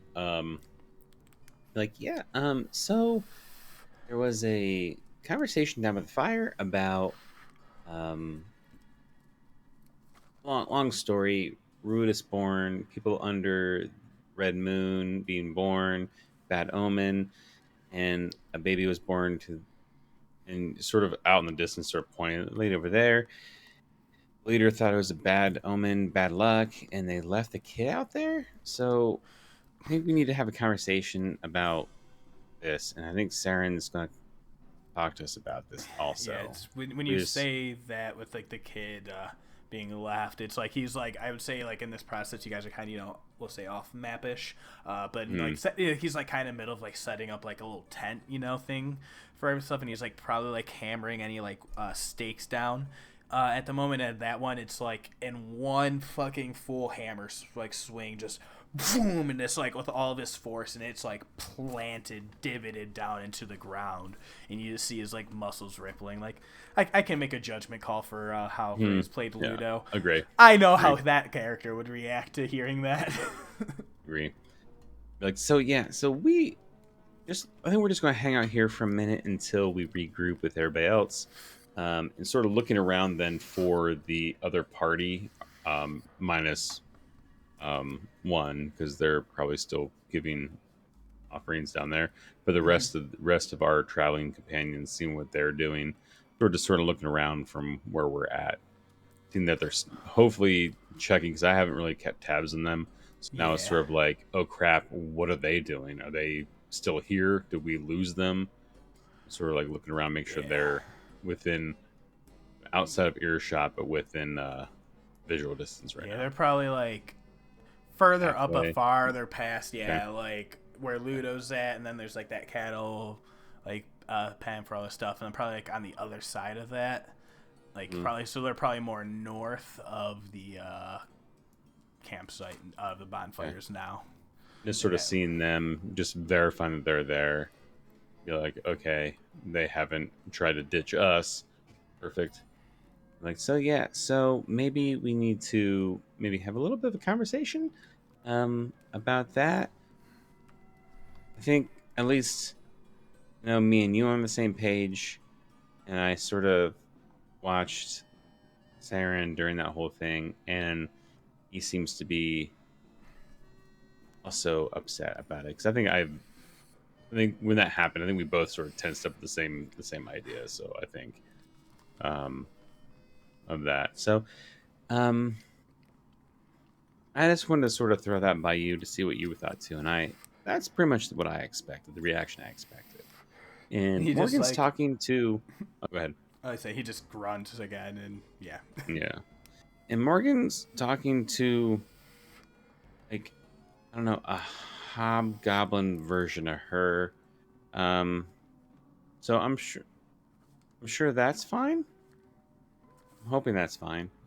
Then I'm going to sort of help him finish the little campsite he's sort of making as we're like trying to get rid of or trying to kill time till everybody condenses. Nice. And so yeah, like you're talking with Ludo, and just like so that's probably like on the forefront of your mind, and just like how is Finn or Aljin internalizing all of the like the track of where he's from, the shift of leaving responsibility, this call to adventure, and just like I don't know. I kind of want to apologize, y'all. There's been some fucking awful shit in the last week of your characters' lives. That's cool. It was like the whole I gotta go out and do stuff. I gotta go out and have my adventure. That was like the beginning of this whole thing. And now me and Ludo, me and this whole group was sort of like, okay, I have that little adventuring party that I hear stories and tales about. And we're going to go out and help people, and then it seems like in this area you don't do that. And he's been sort of angry at this point for the last day or so because he tried to help someone and it didn't work out. So he's been angry, and he finally was like, fine, if you guys don't want to help people, I'm not helping people either. I'm just gonna I'm gonna watch out for me, and that's it. And that is the way he was going to be until about 6 minutes ago. And then that like vanished quickly. Like of, you know what? If you guys don't want to help people, I'm not going to help people. And you know what? I'm not going to help you guys either. And then a kid was left behind. He's like, you know what? We got to go find this thing. We got to go find this kid because we have to help him. And that's sort of like the whole like 24-hour circle of, fine, no, I won't help you guys either. And now it's like, we gotta go help this kid.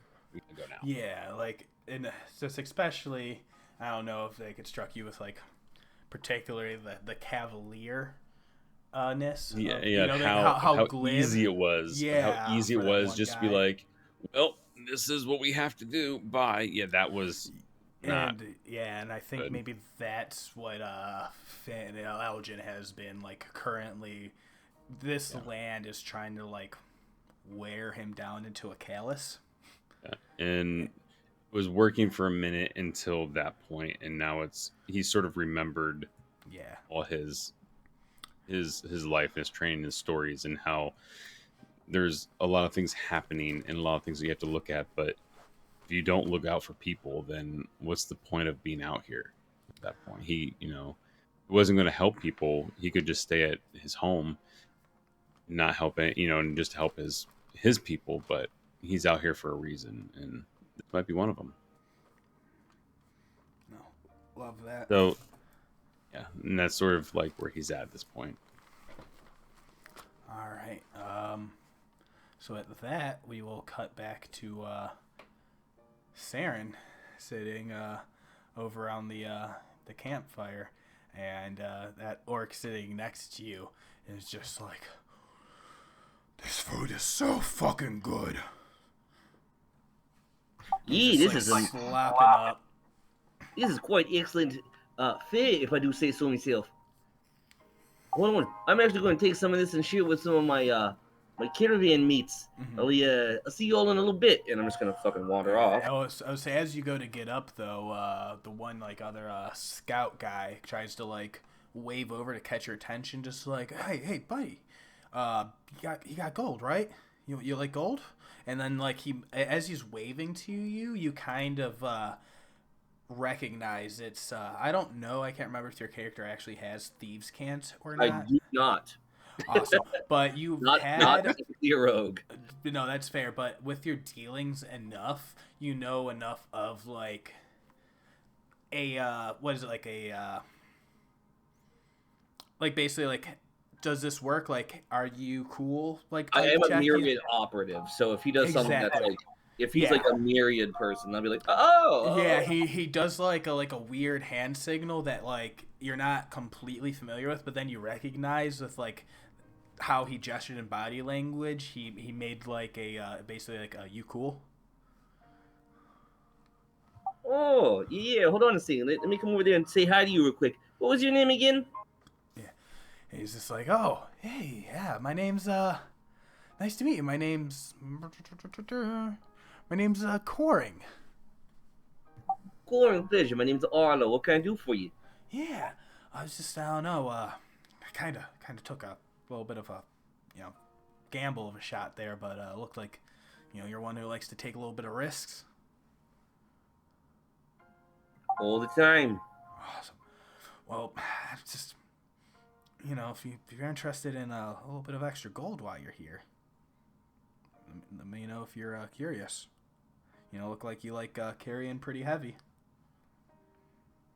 Tell you what, let me go give my my friend some of this delicious bowl food, and then maybe you and I can talk once everyone's maybe more asleep. All right, yeah, meet me over by the cattle later. Over once everyone's trying to settle down to bed. All right, Corey, and then I'm gonna go away. All right, yeah. All right, so y'all head back over to reconnoiter.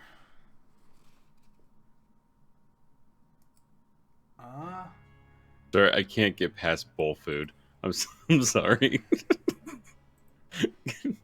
I wasn't sure what to call it because I forgot the acronym. It's like and rice. There's a word for it. It's soup, but bowl food is my new favorite. Yeah, honestly, my DM brain was so fucking hard, and I didn't even pick up on that.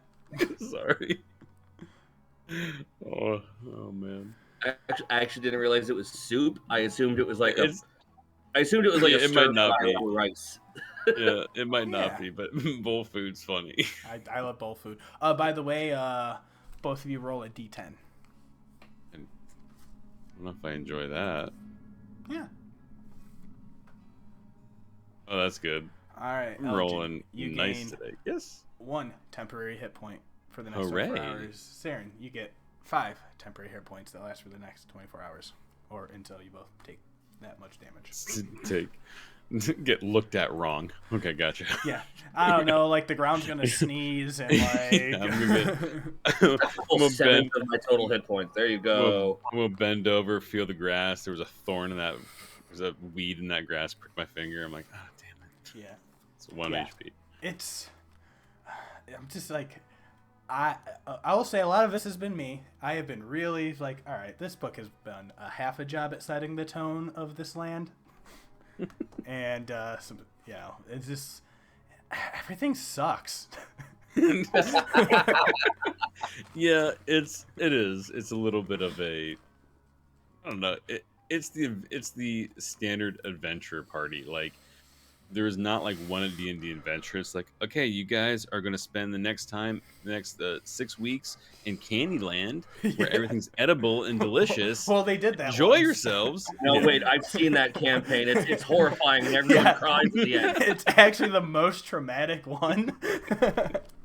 That's true. Pound of candy makes everyone upset. Like it. Like legit, when they did the sequel, half the players that were from the original one had PTSD from it while they're playing, like including the DM. The DM had a problem. Like the original DM of A Crown of Candy, Brandon Lee Mulligan, had to sit there after he made a decision and realized that, oh no, what have I done? I made this decision when I wrote the world, but I didn't realize I would have to double down on it now.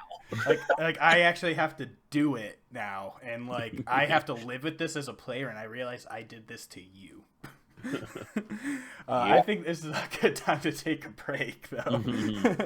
I will say this: the only idea I really had for finding this kid once we all congregate is to kind of just go like further north and a little bit west of the camp, and then attempt to locate object on the blanket that I saw. Ooh. Love that. Hell yeah. Better than what it could be. We could just go all shake down that big jackass too. I am not. I mean, by us, I mean us. I mean Ludo. By us, I mean Ludo. Not Just actually saying. Pay attention to what the tokens are on the map. Yeah. There are very specific tokens here for a reason. These are the ones that were going to matter if something happened. Yeah. But I can ritual. No, it's a concentration. That's a second level spell slot. I can get one of those back. Oh yeah. Well, I'll try to locate object on that. Oh yeah. Let's take a little quick 5-6 minutes. Go get some drinks, refresh, and we'll make the plan for next. All right. Awesome. Nice. Hell yeah. BRB.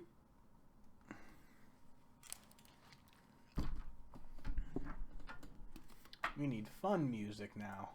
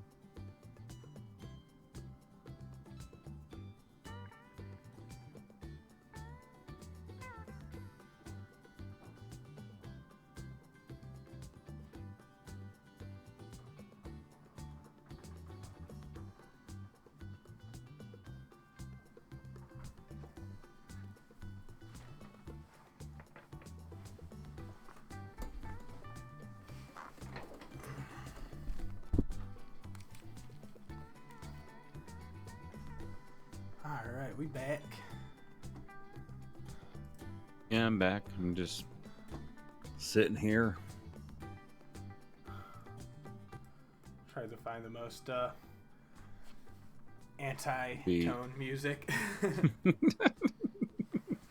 I put my headphones back. I'm like, oh, nice. This is fun. It's like, yeah, we need this. We need this. Yeah.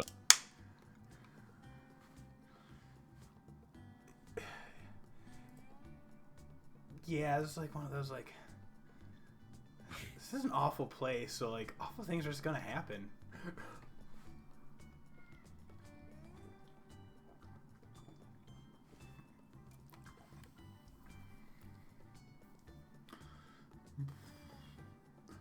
Yeah, you sort of have those campaigns of just sort of, not great things. It probably would have been different if the last session that guy didn't die. It would probably be like, all right, not terrible.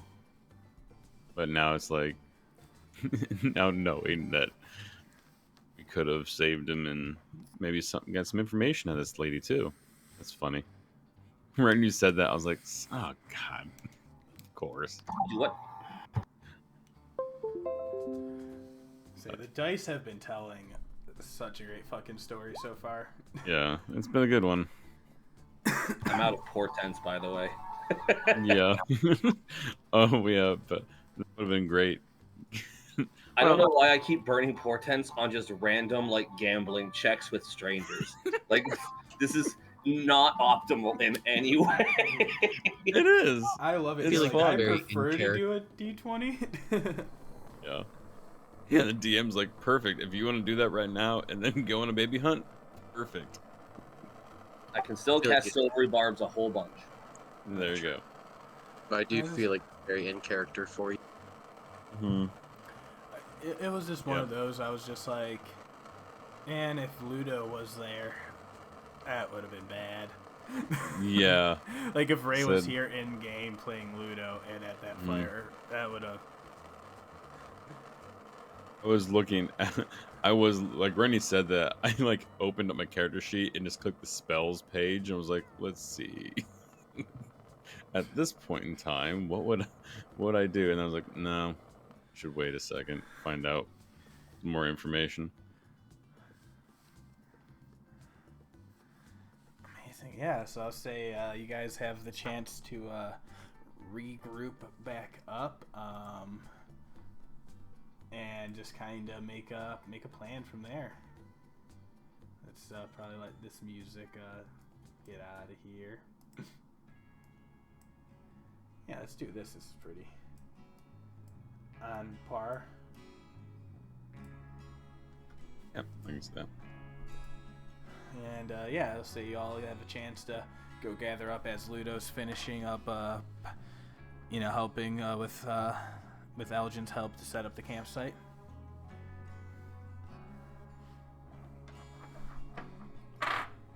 Say when Saeryn comes into comes in and like we're like done setting up, he looks over and he's like, all right, so what we going to what are you thinking here? Because I have a very strong feeling against leaving infants in the wilderness. I don't know what your feeling is right now, but I think Ludo and I are on the same page of that was messed up. And we'll what's say Morgen's what's your back thoughts? over as well at this point. I think at that point. Yeah, at that point you hear, I think you probably hear like, leaving infants in the wild as you walk up. Now, see, there are two parts of it that I don't like. One part is leaving infants in the wild. Not a fan of it.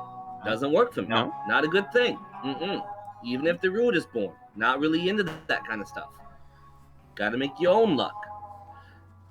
Number two, leaving infants in the wild is a good way to get some real nasty things happening in the Fae realm, and we don't need to do that. Morgen kind of stumbles over and is like, Do you mean to tell me you've never left infants in the wild? People don't regularly give me access to infants.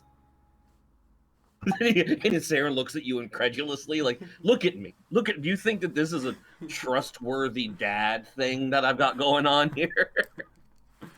I would have thought you would have had at least one in a gambling incident. That neither here nor there, I guess. I don't think I gamble for children. Would you be against it? Well, I mean, if I knew I could win. That was a very long pause between would you do it and the correct answer, no. I mean, if I was, gambling to get the kid back so I could, think about, imagine, if I had to win, a contest, to save my kid, and, I'd have a baseball cap, and I would turn it around to turn on my luck. Never mind. That's a very niche reference. I would rather not think of any of that. Did you get any direction where they came from, when this happened? It seemed like she really didn't want to put too much effort into locating the kid, but she didn't look east or south. So I think the kid might be somewhere to the north or west. Maybe northwest. It did look like it was on one of those craggy features that we, saw previously before we got over to the grassy areas. I mean, do you want me... I can send her a message? The only thing she can... she'll be able to hear it and maybe answer without anybody else knowing. Maybe she also wants to know her child is safe. Just ask, where did you drop your baby? Possibility. The only thing I'd be worried about is if they convinced her that it's a bad luck charm, and then, oh no, the strange group is going to go out and get it and bring it back here, and we're going to get attacked by giants or something like that. That's true. And then she goes and talks to that guy that I'd already made upset by, winning. And then, we come back here, and then there's a fight, and we've got a baby in the fight. You don't want to have a fight and have a baby there. That's never working out for you. Yeah. But we're going to be bringing the baby back here anyway, so there's probably going to be a fight regardless. Who would be the voice of logic and reason at this point? Morgan, what do you think? Well, I don't know anything about a lost baby. Care to fill me in on the details? Sure thing. There was a baby. They had a baby on the road. It was Ruidisborn. There was a flare, and there was Ruidisborn baby. And then they found that bad things sort of happened to them when they're on the road. So they're like, oh, baby is the problem. Clearly, the infant that was born at a certain time of day is what's causing all their bad luck. So they left the baby on the road. Well, it sounds to me like if we find this baby, then we'll have bad luck. I'm here. You believe that? You seriously believe that the moon can cause bad luck? I mean, I deal with the moon a lot, and not in great luck, but I'm not in bad luck. I'm just sort of am. Vinny and I don't even step on cracks for fear of breaking my mother's back, and she's dead. Oh God, I thought she was still alive. I was like, is she 1,000? I was concerned there for a minute, but now I'm good. My dad is almost 1,000. He's still alive. You're not worried about breaking his back? Oh, no. Stepping on cracks is only for your mother. I will have to take that into consideration, I guess. Anyway, I don't think that a Ruidisborn baby is necessarily a bad luck omen. It's just an omen. And I suppose with a good luck charm, maybe we would cancel out the bad luck. There is that. There's also, when you think about, myths in legends, about babies born under omens and in inexplicable circumstances. If that's they're gonna have like a whole destiny or something like that. Leaving them on the road's not gonna matter. It's just gonna make them turn bad.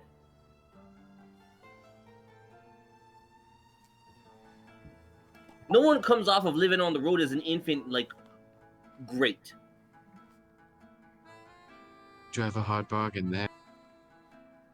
Worst case scenario, someone from the Fey realm shows up and is like, "Oh, Ruidisborn infant, can't wait!" And they take it back to where they are, and then then we got like unseelie Ruidisborn infant.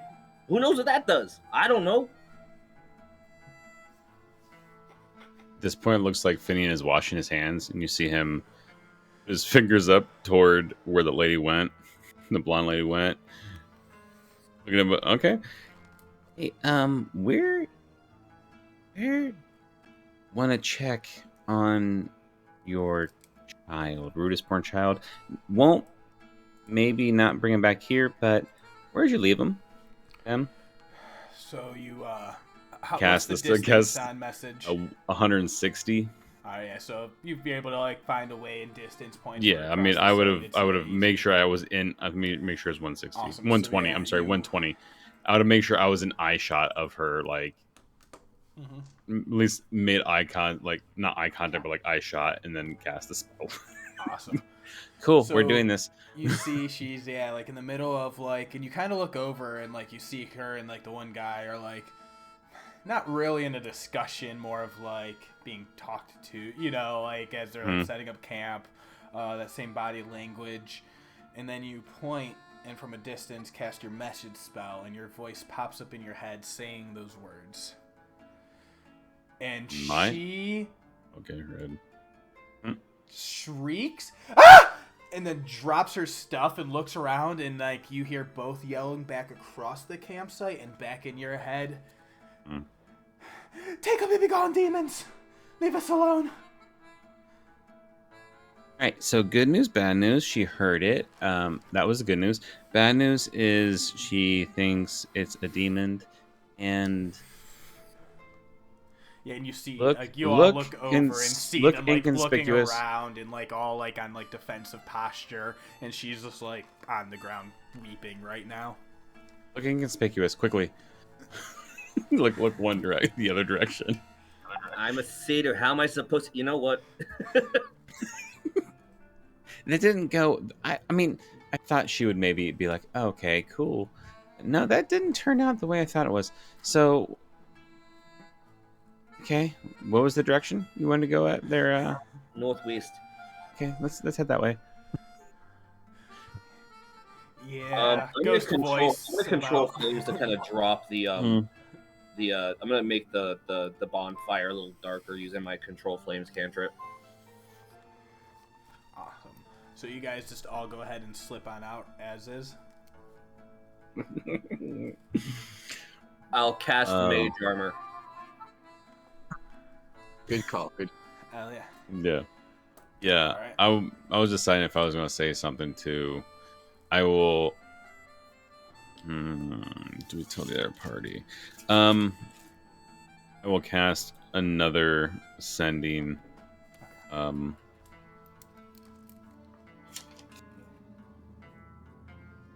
to figure out. It'll probably be IO. Send IO. Just inform. Hey, we gotta go real fast. We'll be back in like 30-40 minutes. So don't go leaving without us. Yeah.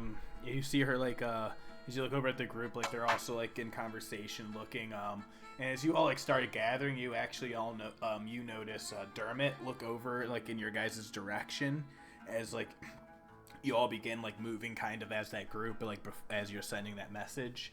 And then you see Io like stop and hear the message, and then she looks back, and she's just like, "You could do that.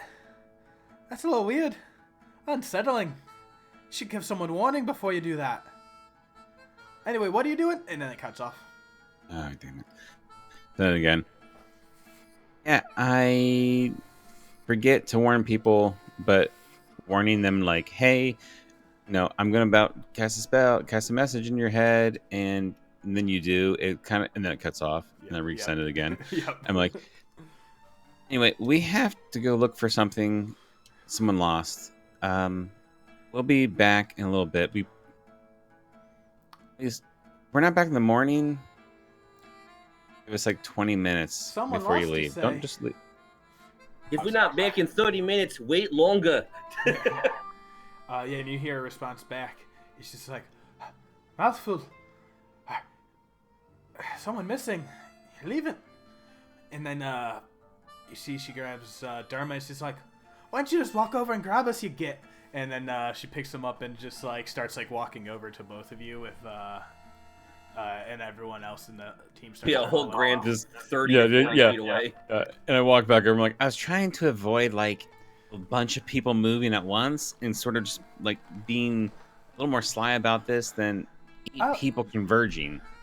Oh, and then you see Irvin just like, oh yeah, Zoiks.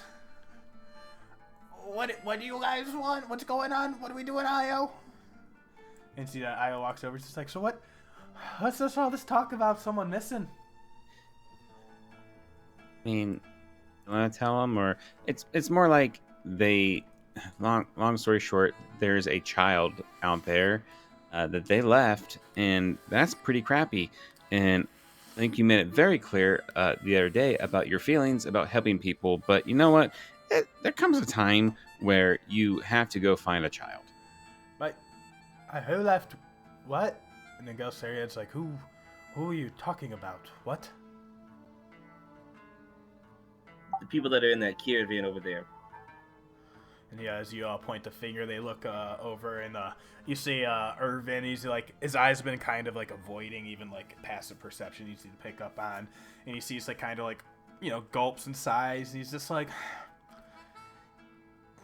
yeah, that sounds about right. I know. That's what the ways are. Those who can't survive get laughed. This is less about them being able to survive and more them having a weird superstition about the moon being in a certain spot when the baby's born. What is this about the moon? The moon stuff, I guess. So wait, it was the red moon kids, And then Gelsariad's like, the kid was born under a flare from the other day, huh? Seems to be.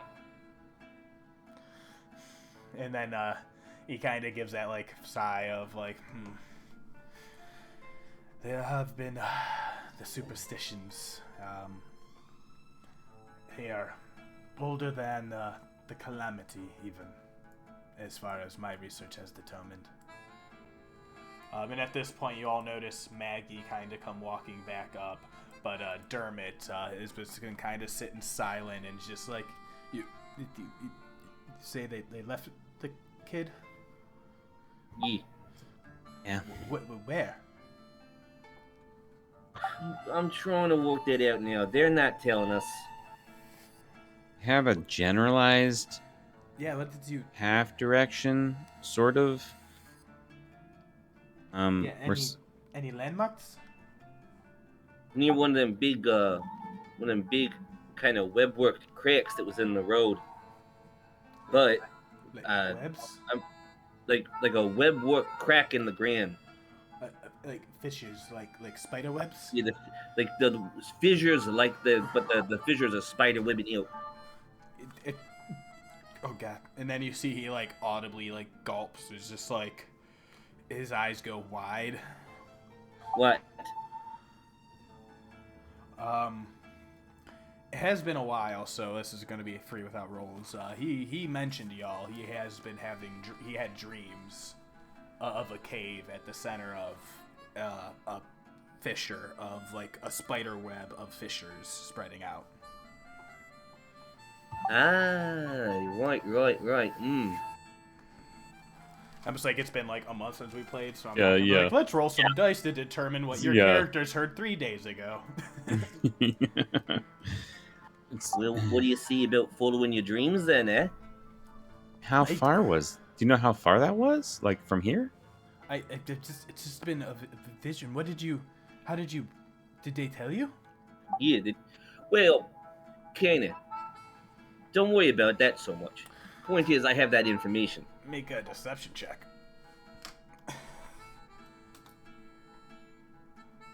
Because it's like not like you're like overtly lying, but like it's like how easy you're like making that pass off, you know? And basically just like how well they notice and pick up on that debuff, you know, and they're just like, okay, you do seem to know a lot of things.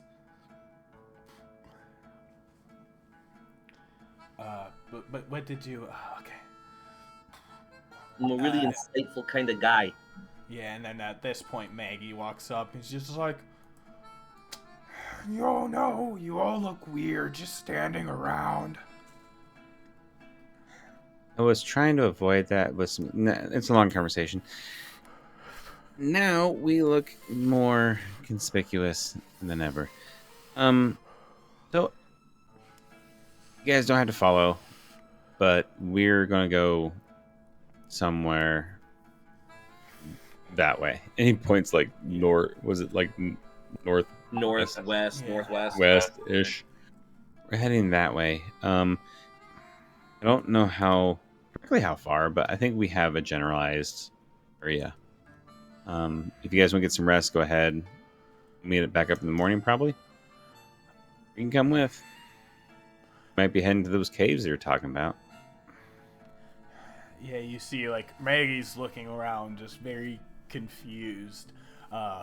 Galceriad and Irvin, they, like, both kind of, like, look down and then, like, back towards their, like, campsite, and both, like, kind of go take, like, a step away in that direction, like their body language shows. Dermot immediately takes a step closer to all of you, and then you see Io just kind of planted, looking around and just, like, taking it all in. And Maggie's looking at Io for her lead. And I was just like, well, just wait a fucking minute. If you're going out on a rescue adventure, you're not going without us. Especially not if Dermot over here has been already thinking, dreaming about it. This is a call to destiny. Just our luck to get a call to destiny. Oh, yeah, that's... And then, Galceriad is just like, we shouldn't be risking ourselves and what you carry for frivolous chases. That child has probably been picked apart by the Gloomstalkers long ago.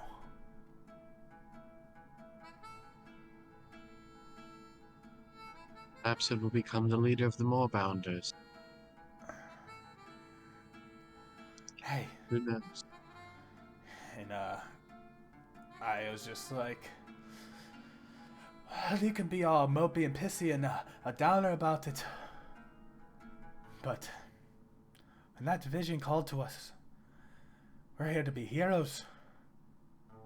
Heroes don't do this. They don't walk away.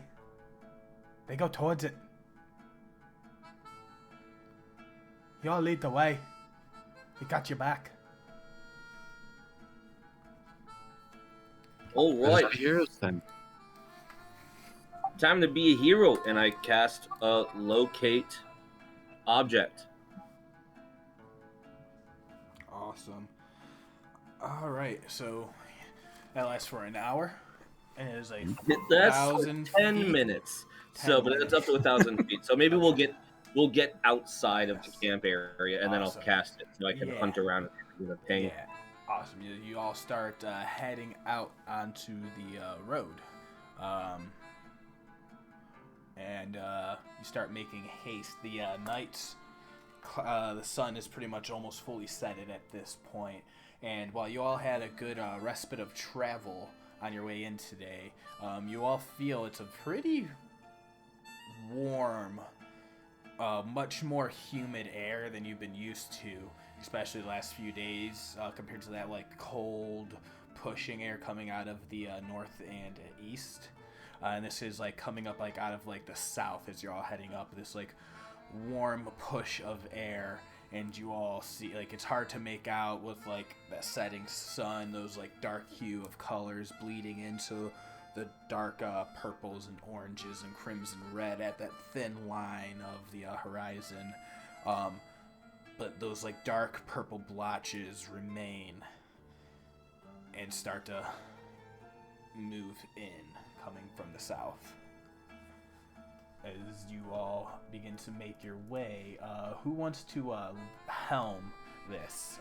Like, what do you all like particularly going to be looking for, searching for, using this locate object? Like, what other means and methods are you want to use to try and find a path or a trail or like a bearing of direction to try and find this radius? I can get us like a general direction towards the object if I can get any pings on it. But otherwise, I'll rely on someone's survival check to kind of put us on the right direction. Yeah, exactly. Like, yeah, like what's how. My survival sucks. I'm from a city. I currently have a +6 on. Yeah, I only have a +3. I can assist on it, like using that and sort of I can assist Morgen there with, knowing a little bit from when Saeryn sort of explained everything, sort of what we're looking for, trying to find tracks from the other person, their team, see if we can find where they're from. Because, I sat with them, so I should know relative size of the two, or at least of a couple people. So I can try to help Morgen if that's allowed. Hell yeah. Yeah, make that roll with assistance, as you all are going to try to keep an eye out on those and use that, try and find a bearing of the path they came in. Dirty 20.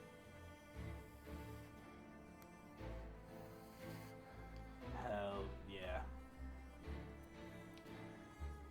So, you start heading out that path towards the east, which I'll take you in towards the main map again. Show you where everything is at. So if this was the loop, you know that there's been that trail that kind of comes in from the east, the other main trail that does come in from the north, but then has to loop around from the west, which is the direction you came in. But using like with like your survival, you're kind of able to get a bearing as soon as you get out of that grove of trees off to the immediate northern area, like before the path goes up and, before it goes to the west and meets that path, that area moves in towards the mountains, is like a pretty wide-ranging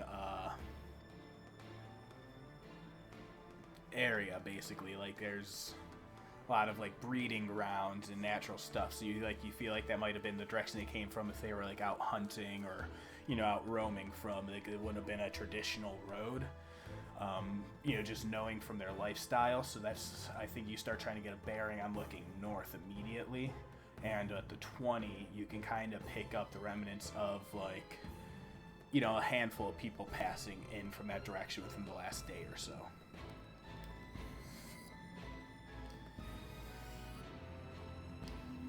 Gentlemen, I think they at least entered the camp from this direction. This might be the way to start the journey on. Awesome. All right, let's do it then. And we gotta do this quick.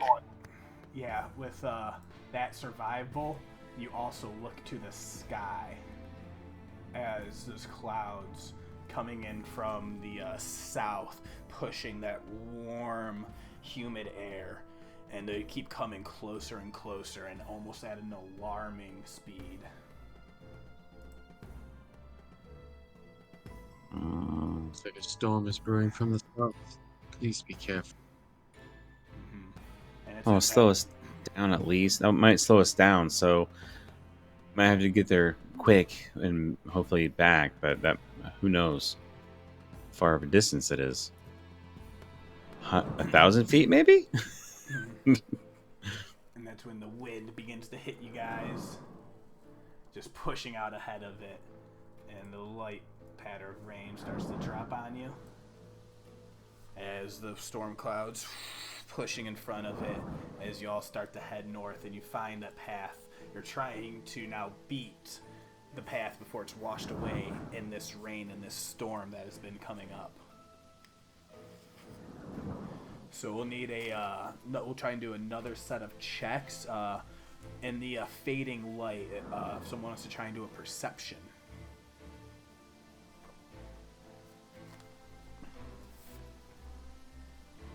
I'll give it another go.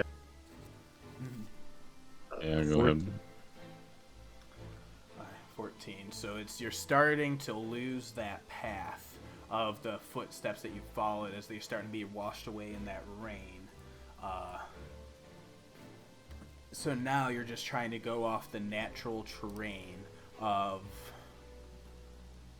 that vision in Saeryn's head. And at this point, I think it'd actually be Dermot would jump to the front of the troop and join you guys. And with that 14, it's like after a while you think you start to lose the trail. And then he comes and stomps up right as a blast of thunder begins to roll overhead. And he's just like, it's up this way. I know it. Look familiar from your visions? I just know it. Something tells me. It's better than what we had before, I think. All right, let's head that way. And now you begin to head actually back towards the east. You see now the trail that had been coming from that they looped around from the north, then came directly or from the east, then came south. And this is bringing you closer and closer to those mountain ranges, and you see those cracks and fissures that have been growing wide. That like everything seems more stressed and broken since that earthquake a few days ago. And you're just imagining that like every time something like that happens, the land becomes more and more scarred and jagged and just crumbles a little bit more. It's at this point, though, wind is ripping around you as you hit into the mountaintops, and these blasts of cold air start to come bouncing off of the mountains as they come from the north and east. And now you're starting to get buffeted from both sides as the wind is starting to clash and shear in both directions. And the conditions are getting absolutely miserable. Dermot, are we getting close? Or, I mean, how long have we been traveling? By the way, at this point, has it been an hour? Has it been a couple hours? Probably at least an hour or so. Okay. It's probably been at least like 30 or so minutes since he left the trail. That was washed away, and now in this storm, and it's like these conditions are getting worse and worse. The sky overhead is just black and roiling with the night.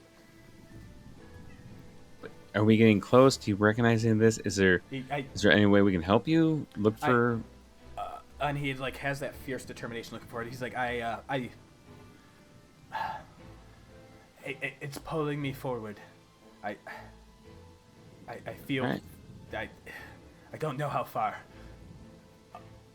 And he keeps leading you forward into this jagged, ruined landscape as these like black barbs and like distorted growth of like black rock and like looking like spines and barbs are jutting up from the earth. And now you're seeing this is starting to get into what is called the barbed fields. And the wind grows stronger still, and the rain is, because it's cutting out almost all vision. You're traveling, but it's so slow. You're slopping all in the mud. Everybody go ahead and give me acrobatics or athletics checks.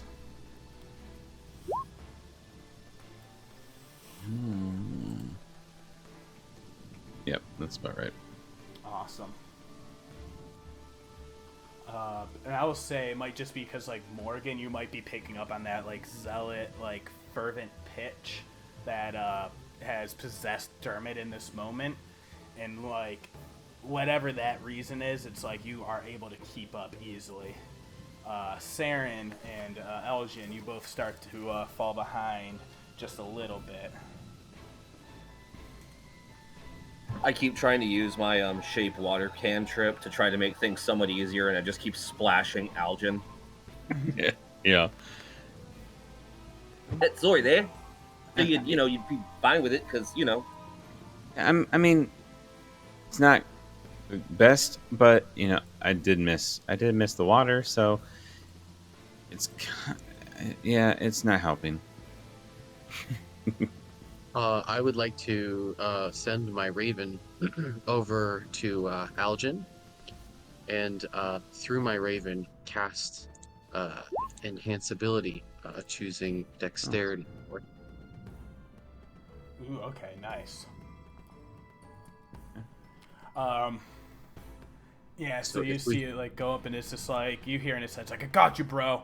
And for Aljin, it's just like you see this thing just kind of like come like land on your like shoulder and just kind of like flex at you, kind of like ruffle. You get real tense. Thing. Yeah, it's just like real tense. I'm like, all right.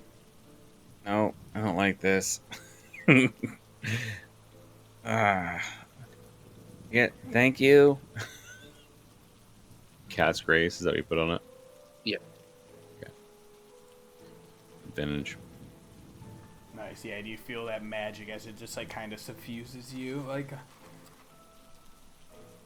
give you a little boost. But it's in that moment that actually things in the sky, like if you all are looking up, like these winds have been starting to get intense, and everyone give a perception check.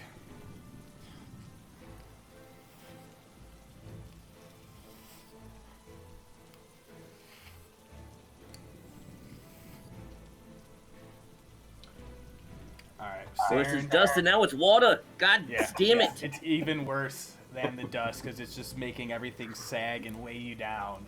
Aljin, you understand storms. You've been more used to the more tropical nature of the massive storms and fronts that can move from across the ocean, and those circular like derecho hurricanic style storms are very bad. But what's happening here in front of you is a thing you've never seen before because you haven't been on land. You look up and the clouds above you begin to circle and swirl as these two different directions of winds are starting to blast and mix together, and the storm is intensifying right above you. Morgan, you see all that too, and you see the constant influx of just like storm front rolling in behind these two cells as they're merging up together. To your hats, we're in for a doozy. Alright. I didn't get the daytime right on this map, I apologize, but let me pull some tokens over. Actually, let me make this easier on my life. Just copy and paste from the other map. But yeah, what are y'all feeling right now? I think Morgan's feeling like, oh god, I just got dragged into this. Like the fact that I know that this baby was born under the Ruidis moon. I'm just like, oh no, what are we getting ourselves into?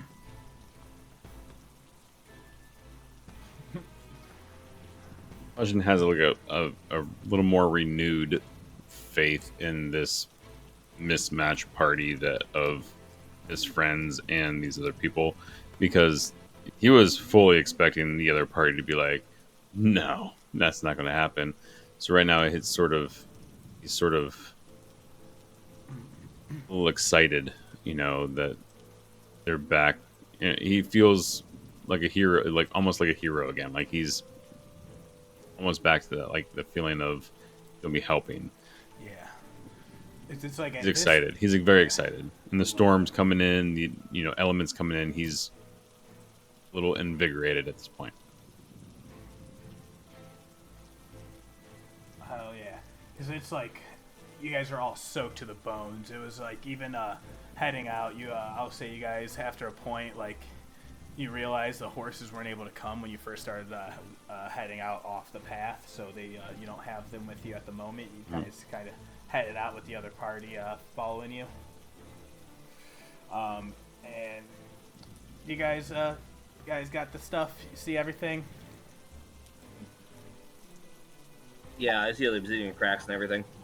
Oh yeah, so there's all of that, and the storm clouds are moving in, and they're above you. And I got a thing.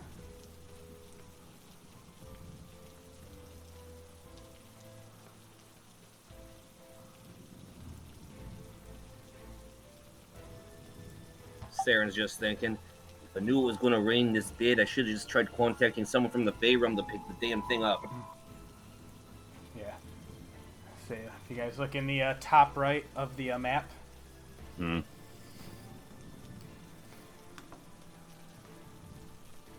Ooh.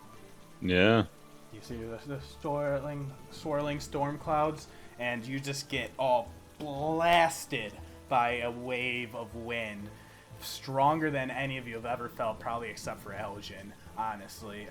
Everyone make it's going to be dexterity or strength saving throws, your choice. As you're just trying to hold on or like dodge behind something to cover the blast of wind. Yeah, that's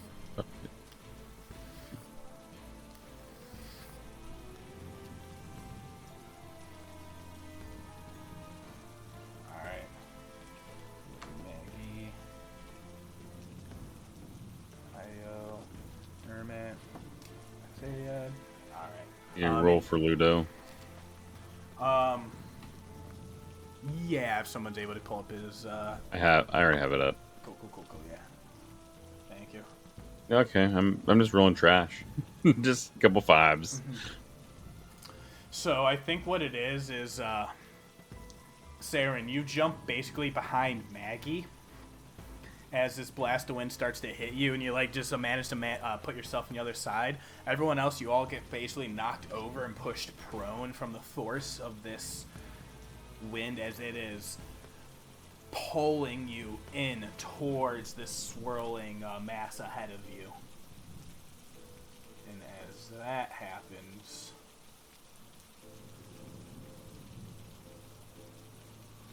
you see all the dust and the darkness and the soil start to be lifted up off of the ground and rising in upwards.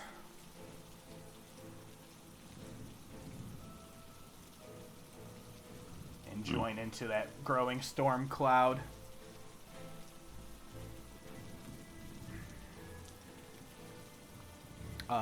There's rocks and little small boulders. Anything that is loose is just being pulled up towards it in this inflow. It's like a sucking vortex as the winds grow stronger and stronger.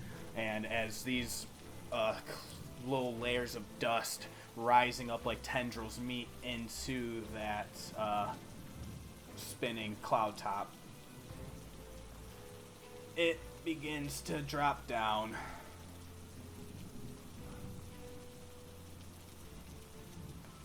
And a funnel begins to dip.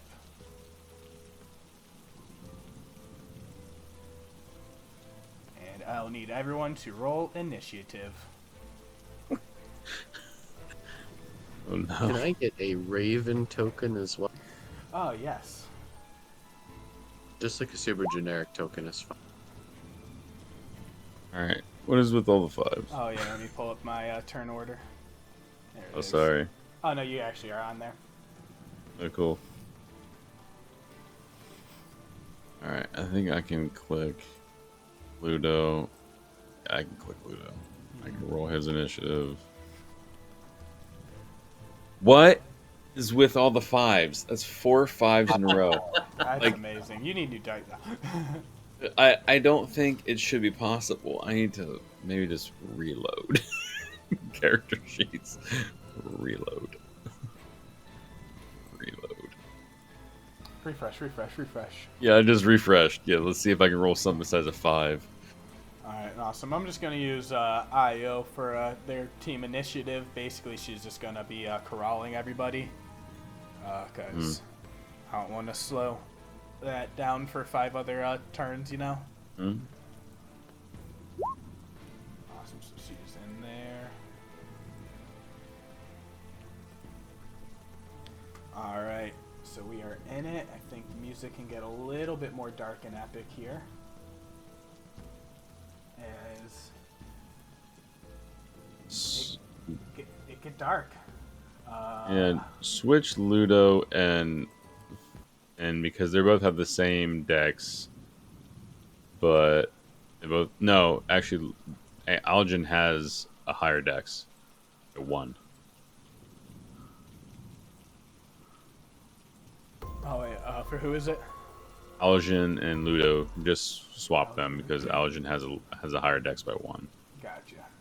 So I'd rather have Ludo at the end of it. Perfect. That works. Glad the giant swirly vortex is the first to go.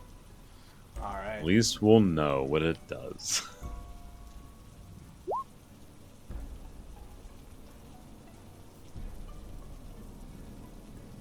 Wait, not that. Moves 375 feet. Yeah, you see it just kind of start to shift and move.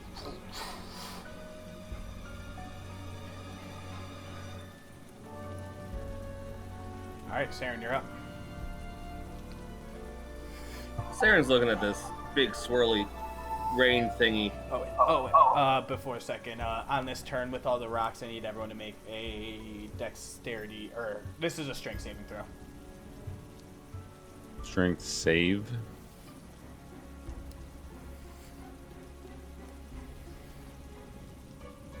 Does Ludo give off? Does he have the cool?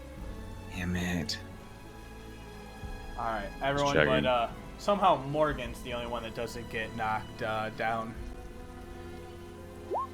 And you see even the whole other team, everyone there get knocked prone, so everyone you are, you have to spend half movement getting up.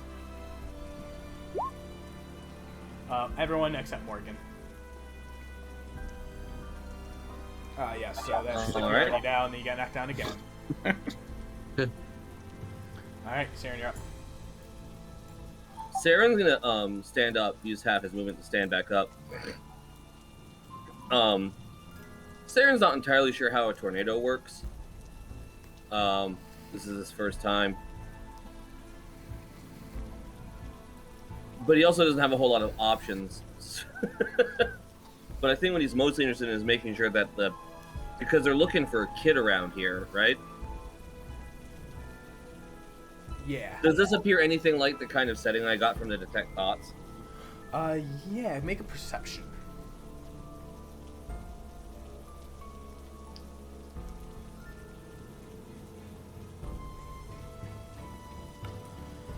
$14.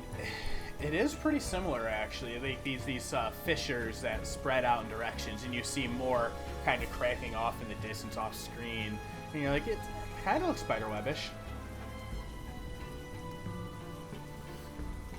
So yeah, you're actually getting a pretty familiar ping from that, from up ahead. Can we say at this point, this is when I use the locate object to see if I can find the blanket? Oh, yeah, actually, I totally forgot. Thank you for reminding me about the locate object. Boom, you cast that, and that's up. Yeah, you get a ping from down deep in that little crevice up ahead. And actually, the one directly north. So it's actually you get a ping like more in the middle area, but it's down below. And with that perception check, with knowing that there's a network down there now that you're getting a ping from, you see like those seem to be two different openings.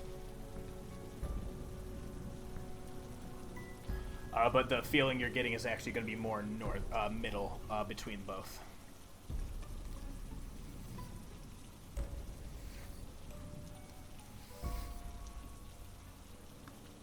All right. In that case, I think Saeryn's going to go ahead and use his movement to start heading north. And announce to everyone, I got a ping on it. I used some magic to locate the baby's blanket. I think it's somewhere over this way up north, underneath the ground, through one of the crevasses. And he's just gonna start moving north. Fuck yeah! All right, you got your half your movement. That's 15. I have movement 35, but that's half of 5, and I don't know if you want me to round up or down. Round up on this one. Especially it's not being a strictly combat, it's more of an environmental. And that's my action and my movement, and I do not currently have a bonus action. Alright.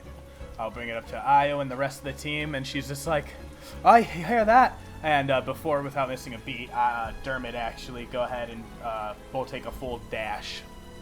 So this team will just go ahead and start running up.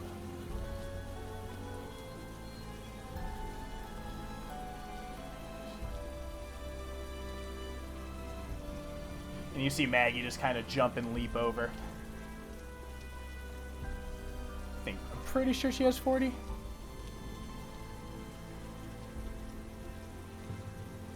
Double check.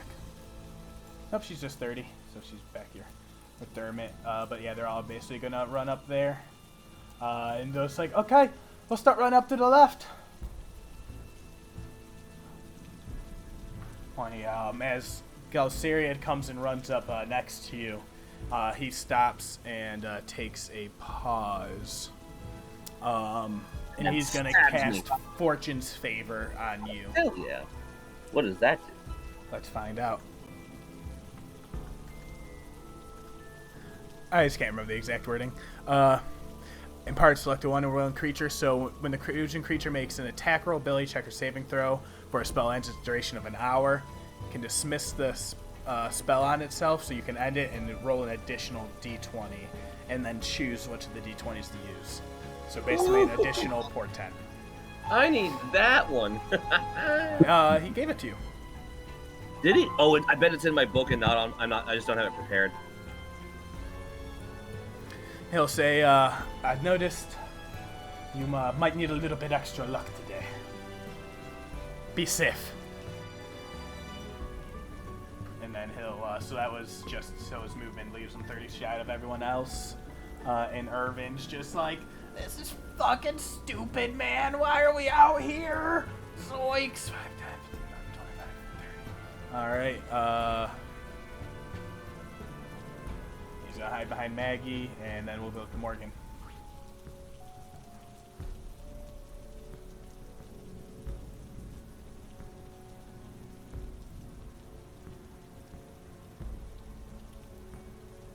I will take half my movement to stand and move my 15 feet and dash another 30 from there.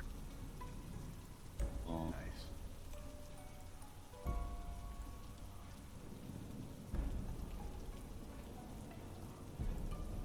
That's all I got for now. All right. Finn, you're up. Do the same thing, move. Get up half my movement, and then 45 feet with my dash. I'd be right next to Morgen at this point. Oh, yeah. I think Ludo would be the same, so yeah. Be right about there, too. All right. Now, and that, and we're going back up to the top, and as these winds begin to grow and shift and swirl, they change. And at first it looks to, it picks itself up off the ground, and then one of the funnels begins to dip itself back down, and then multiple spinning legs spin around from it. And you see Irvin's face goes white, and he says, "Oh, when the dead man walks, that means somebody's going to die." And then it stops for a brief second before, boom, it slams back down, a pillar even thicker and larger than before. And it is going to make its D8.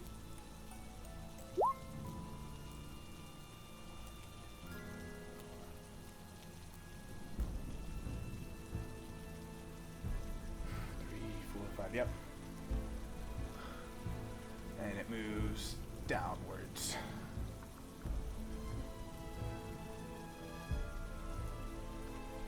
And it is now almost coming down parallel to next to all of you.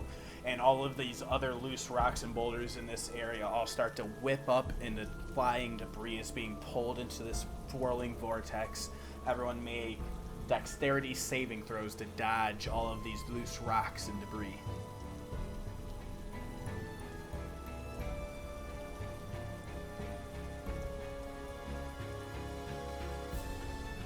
Awesome. So everyone but Morgan's going to take half. Morgan will take 7 damage as just all this loose rocks and debris just start to smash into you, and you don't get to dodge out of the way of it. Everyone else will take 3.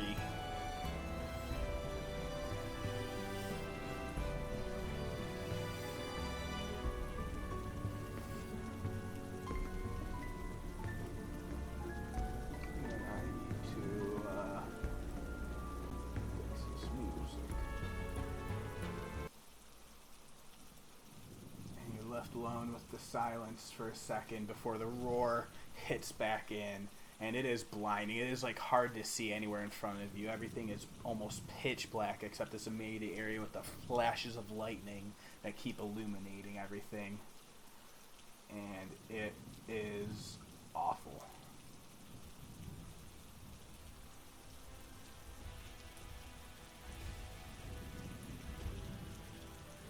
And then we'll move on to that team, and they all have to make their rolls as well. I'm just gonna do a batch of D20s. Should I go after the tornado? Oh yeah. I mean, it's pretty easy. I'm just gonna move. Yeah.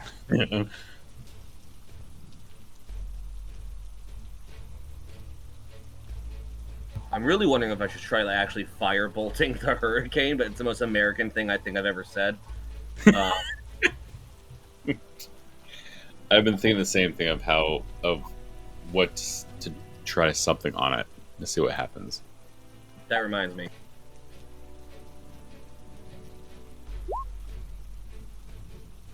Locate object is still running. Awesome. Good. I'm just gonna, as long as I have it up, I'm just gonna keep running towards where I'm pretty sure the kid is. Awesome. And are you guys more heading towards the left side or right side, do you think? I'm gonna move right there because I'm trying to figure out a way into the underside of this whole, like, into the crevice. You know what I mean? Yeah. In a way that gets me towards where the ping is, as opposed to like into like a dead end cavern. Mm-hmm. And also because it's like, it is fucking a hellscape. Like, it is, these winds are threatening to pull you off your feet and fling you up into the air. It is taking everything in your all power to not lose your grip, and you're all having to like hold on to each other. You feel like if anyone gets knocked down right now at this moment, the storm is going to get them.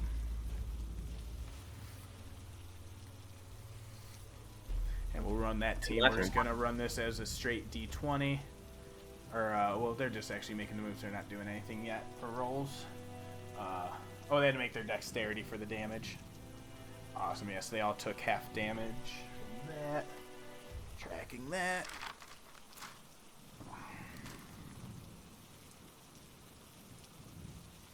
And yeah, they're all just going to make their team movement. Gelseri's going to catch up. 10, 20, 25, 30. Oh, he's going to stay right there. And then they're going to move. Oh, nope, not with the hurricane.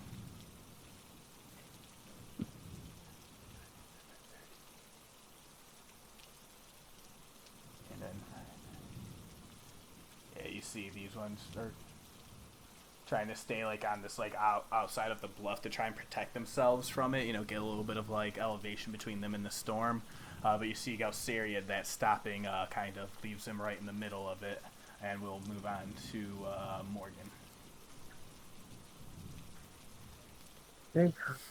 It is dash time.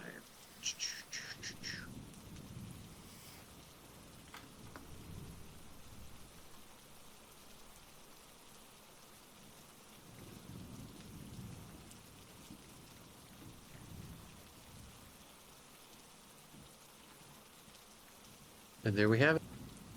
Alright. And Ludo? Oh, Sven. Yeah, I assume it's going to be dash time, so... It's just the roar of the wind is almost deafening, where like nobody can actually even like hear each other. It's like 1,000 fucking freight trains just chugging and blasting at you. The wind is pelting and stinging you like needles being driven into your skin. The lightning is flashing and almost blinding from this distance. Yeah, I think Ludo's going to move, yep, in his dash. Alright. Lost your hurricane. I did, but it's before Saeryn. Yeah. So we're going to make that D8.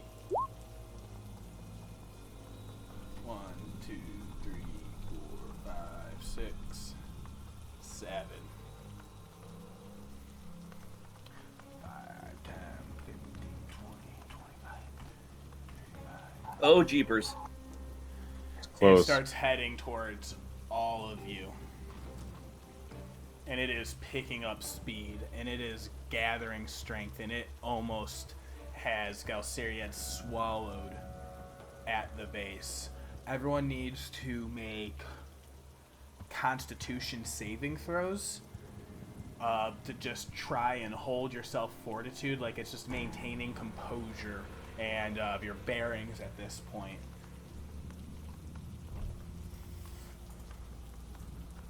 Alright. So Sorry, Ludo.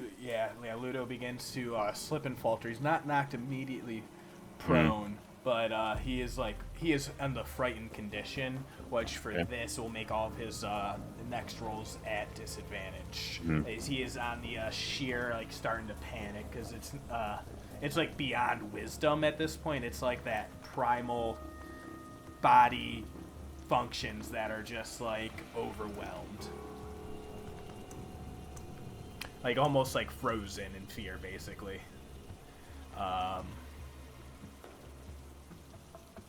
And yeah, the winds are gonna come again. Dexterity saving throws. Ludo gets that. Is it Dex? Is it that a disadvantage for Ludo also? Yes. Okay. 7 or 8. Sorry, Ludo. Same number, even though a higher dice.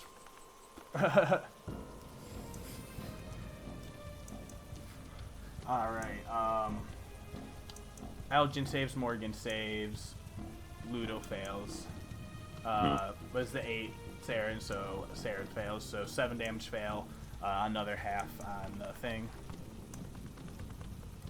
3. Okay, yeah, they all pass, so... And it's just like the rocks and shrapnel, now even the dust as it's like shearing in and like blasting into your eyes. It is almost like blinding you all as it is very hard to see and this storm is moving in. Saeryn, what do you do? I know it's really hard to see it, so I'm going to move it to the map now. Awesome, I was about to ask you to do that, yeah.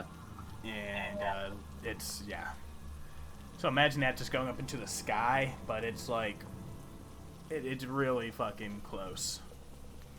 I think Sarah's gonna scream, "Galceria, run!" And but I'm gonna keep going towards the oh shit, 1 second.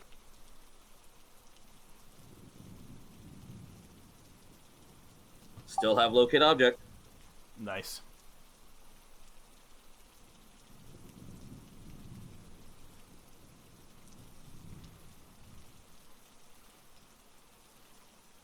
Keep forgetting to hit repeat on my cool music.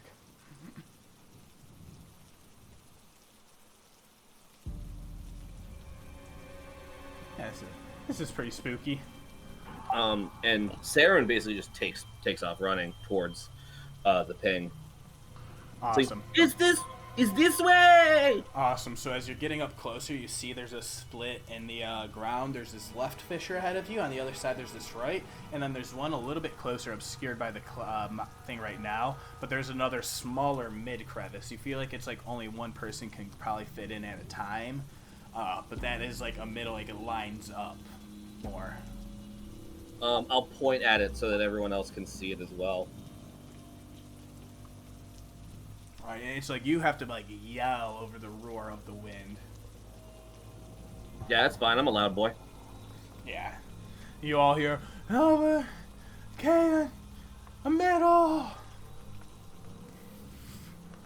Alright, but with that, the group will make their rounds. To Urban,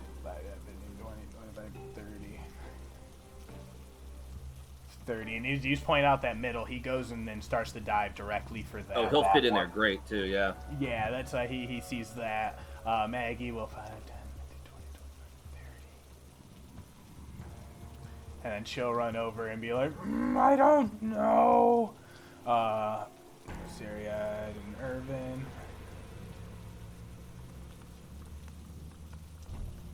They run up and they say, we're heading to the left. And Syriad is going to need to make a strength saving throw.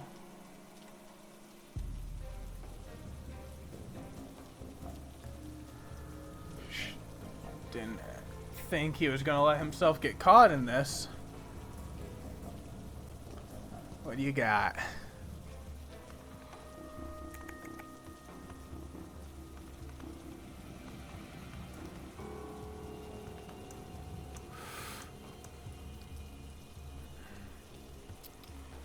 Awesome. So as this tornado starts rolling up onto him, he has to, it's like, shit, and cast a spell. Distorts out with a gravity wave that pushes out in front of him in a 10-foot radius sphere that he points, and it blooms out right here. And he tries to, like, disrupt it and, like, pull the tornado away from him on the next round of movement. Nice. He should probably still run. Can he run? Yeah, I was doing his strength to see if he got pulled in prone. It's barely, but he's dirty, just barely, like that, like distortion of things that he does a bonus action, and he does another this one's a distort gravity on himself to it can usually let him float upwards up to 20 feet, but as he does, he's getting pushed back by the winds and cast it to like break free and launch himself up, and then uses that momentum to like tuck and roll down behind Ludo. And that will be their turns. That'll be Morgen. This thing is right on you. The raven on your shoulder's like, oh, this is fucking bad. I don't fucking like this. This is not chill. For my action, I will cast a spell, dropping concentration on my Cat's Grace. It is a 20-foot radius sphere. It should encapsulate everybody over here. We have a calm emotions coming into play. Choosing the nullifying of fear effects. Nice. Yeah, you see that ease Ludo, and this like kind of gives all of you like that moment to like sit, think, and calculate, and like try and like we'll say everyone will add a advantage on their next rolls. Nice. And that is up to a minute. All right. So now I have to move, and there's my movement, and I will use a bonus action this turn to use my Blessing of the Raven Queen for a 30-foot teleport. Ooh. So, where do you teleport to? I am going closer to the top right. I'm going to try and get in there. Awesome.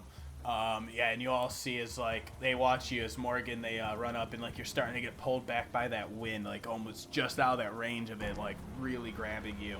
And instead of like your frail body succumbing, you just wrap up in like a shroud of darkness, like raven feathers erupt around you, and then you just poof back up over into the air, past on the other side of everyone, and you just hear Io like, "Well, that's a nifty trick."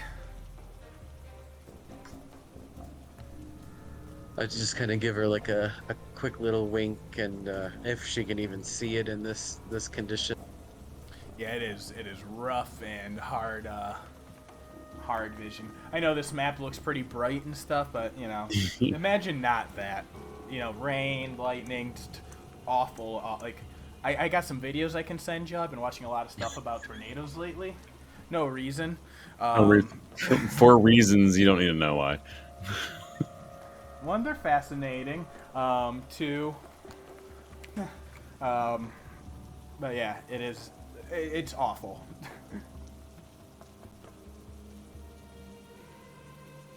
Anything else, Morgan? That's an amazing turn. That's everything I got. No words. Perfect. All right, be back to Finn. All right, the calm motions hits, and all right. It's one of those things like it's on us, it's closing in.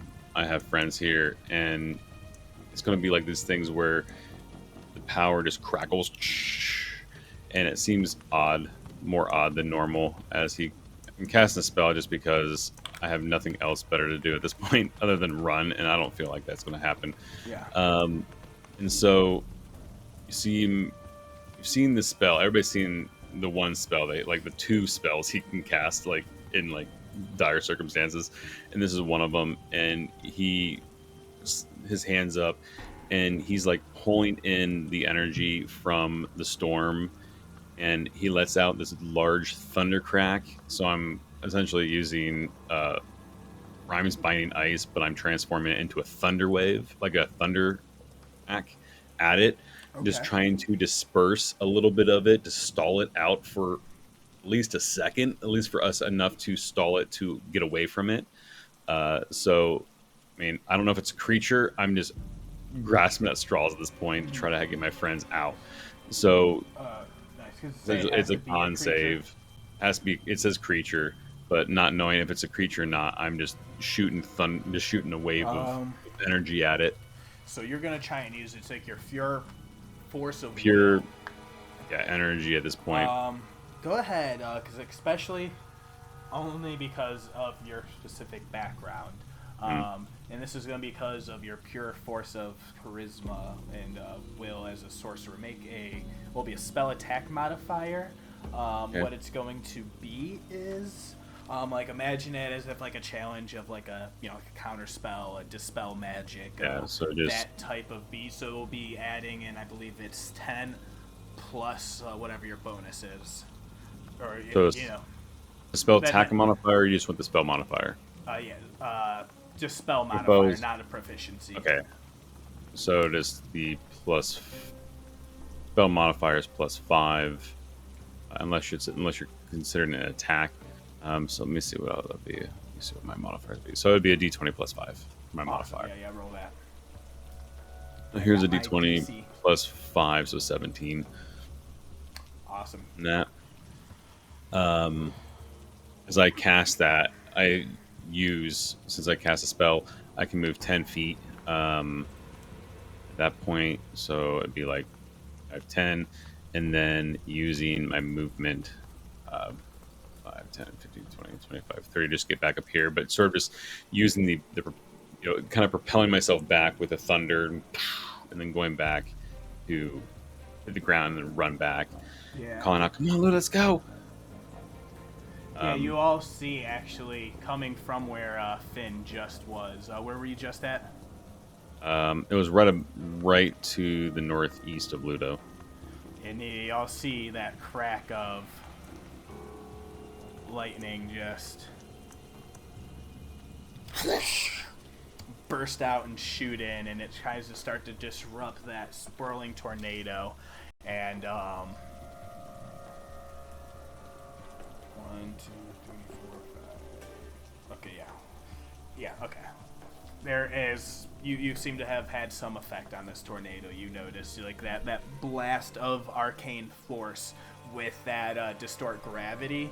You see the datum begin to wobble just a little bit, and it instead of growing, actually shrinks back down just a little bit.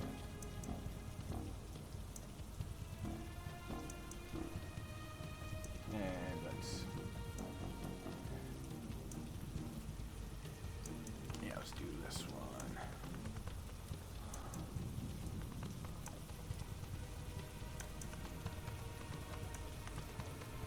You see now that instead of that big, large, swirling, wide cloud, it goes down into a small, narrower base, and it's starting to like wobble and dance and jump around.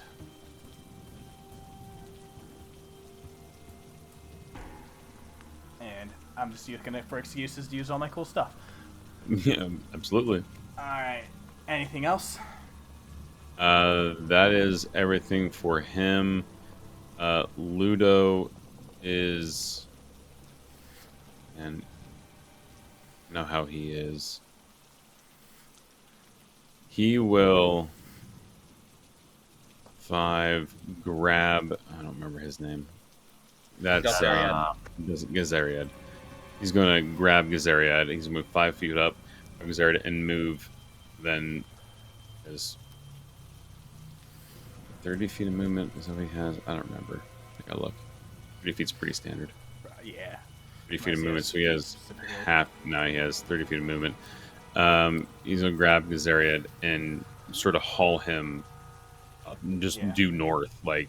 Yeah, because I will say normally it is like dragging someone could be like half speed, movement, but Gazariad literally just cast a distort gravity spell on himself to like try and like blast himself away from the stuff. So it's like while he's still kind of light before he gets pulled up into the air from the winds. You see Ludo actually kind of grab and just like pull him with like the ease as he like settles back down into that full weight. This is all happening so fast. Yeah, so that was. I mean, if you allow him to take his bone, like if grabbing him and going for his action too, he can move a little further probably. Allow it. Which would be like 5, 10, like right about there would probably be the furthest he could like drag him with his movement and bonus action, or in his action. I don't think he has a bonus action to actually much with.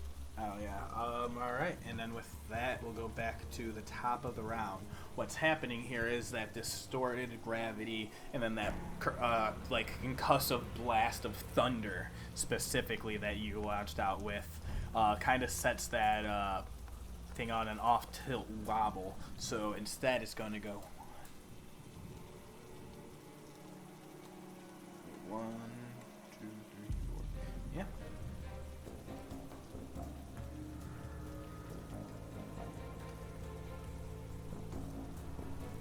And you see do start to down back below you and head down into the south.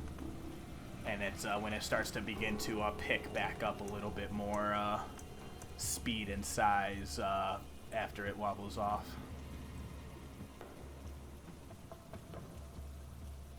And then we'll go back to Saeryn. The winds are not nearly as intense. You all have your footing now. It's you're kind of away from that brunt of the storm. The winds are now just kind of swirling out from the north, but they're like whipping around so before they hit that like full intensity to grab you. So that's my movement is 35. I'd like to try and get down into the crevasse, but I'm not sure kind of roll you want for that. I mean, it's got to be a spelunking check, right? Like a climb check or something? And make it athletics. Because it's all right. I might be burning that fortune's favor for this, so we'll see. Athletics or acrobatics, I'll allow. Depending on your approach and style. Can I also maybe use a mirthful leap to try to? I don't know. That actually just makes me jump longer, so that's probably not relevant to going down. No, I like that. It's a class ability, so I think it's you kind of jump to give yourself a little bit more of a push momentum. I think with that you might get the idea of the risk wouldn't be of getting stuck.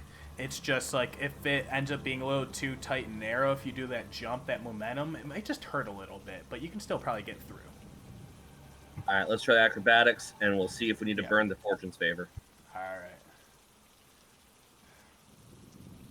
right. I think we're gonna burn the fortune's favor. All right. It's you start trying to get in, and it's just impeding your time, so it's just gonna take twice as long. But with that, you there it is. Boom. All right. Yeah. So that in is you just bloop right down in, and you go into that left side. It is dark and dingy, and it actually kind of comes into a gradual slope. So it's a little bit of a crevice that gently where you can kind of slide in, but then where there's a break in the rock, an opening, it's probably 5 feet around on this side, very narrow. So you see you're able to kind of squeeze your in pretty easily with that little bit of adjustment. Oh, I hope this rock right below my ass breaks. Oh, there it is, goes, and then I can slide through. That's basically where that luck comes in. But yeah, you're in the process of sliding, and it is getting darker as you're leaving the surface, and it's just dirt and crumbs and just that deafening of the sound of that muted wind rustling from above as that slowly begins to die down as you slide into the darkness. I'm so happy I have hope. End of turn. Awesome. And then we'll go for that team. They see you going that side, and then Dermot, he's this way. And then he just goes for a mad dash 5, 10, 15, 20, 25, 30, 35, 40. And he just, whoop, and he's so small he does not need a roll. Maggie's going to be the problem here.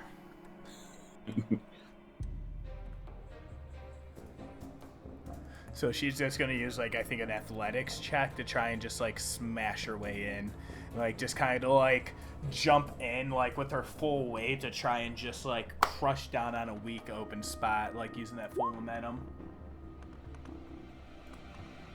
Yeah, easy in. And she, kind of, you see, ducks and grabs Dermot, and they tuck and roll. She's like, I got you! And he's like, oh, boy! Boof, and... They go sliding in. 30, and they all... before Io jumps in, she looks back at all of you, and she says, we'll cover this side. You get the left. We're sure to find him in there somewhere. Besides, we gotta take cover from the storm. We'll try and find you. And then they duck in. And Irvin's just this is the worst fucking idea ever.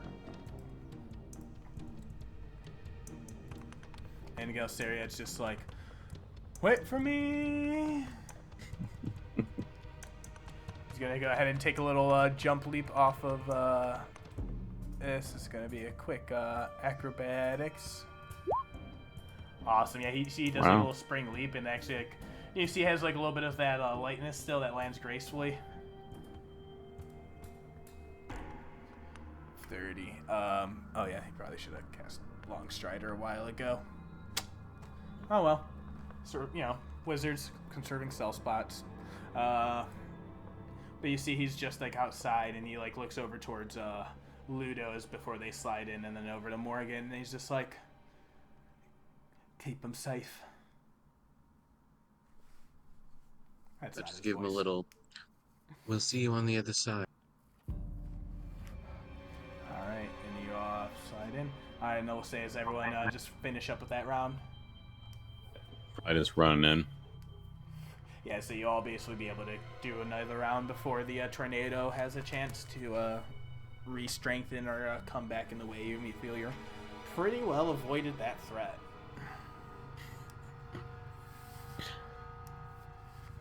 So everyone, you all start to slide and push your way in, and I'll say, since you're not in that as a media rush, I'll say Finn and Ludo, to be fair, and Morgen, let's make those rolls.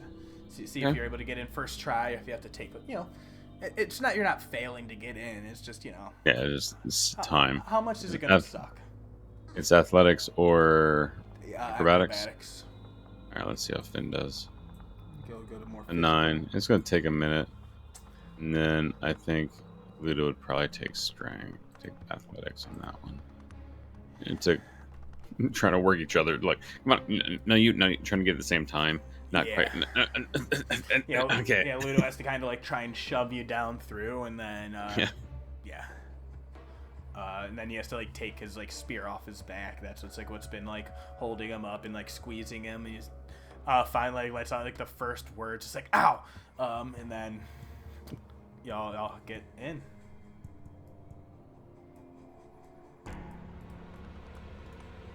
Squeeze down in, like, you guys ever know that they like try to split us up like the first chance they get? Yeah, you take this way, we'll take this way, and I think we would mix the parties or something, but no. All right, let's just go down. I mean, are you concerned they're gonna like find the kid and just kill it or something? Like, I think we're all on the same page with what's going on here. Hope so.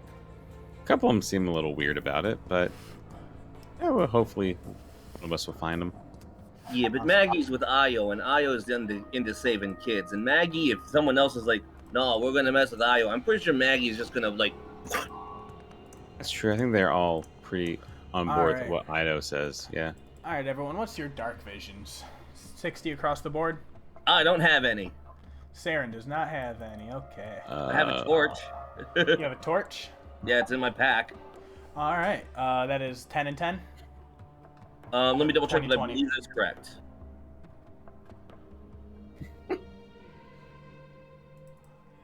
Uh, 20-foot radius dim, and no, 20 bright 20, dim 20.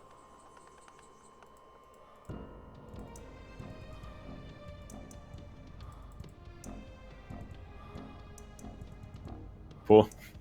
It's such a dick thing to do. You pull a torch out, and Ludo goes over and casts light on the torch. Amazing. And then everyone else is 60. Yeah. For both Aljin and Ludo. Control flames to just make it a little bit brighter. Yeah. There you go. The torch. I got the torch. I'm gonna light it and light. I'm like, God damn it. Yeah, according to control flames, I can double the area of bright and dim light cast by a flame. So you can get light, 40. It's still not as good as the light spell. The light. Well, he just has light. The light cantrip, which he casts on that torch. Yeah, control flames is a cantrip. And light's 2020, right? Yeah, it's 2020. Awesome. Well, here, let's do this. But radius and 20 foot additional feet.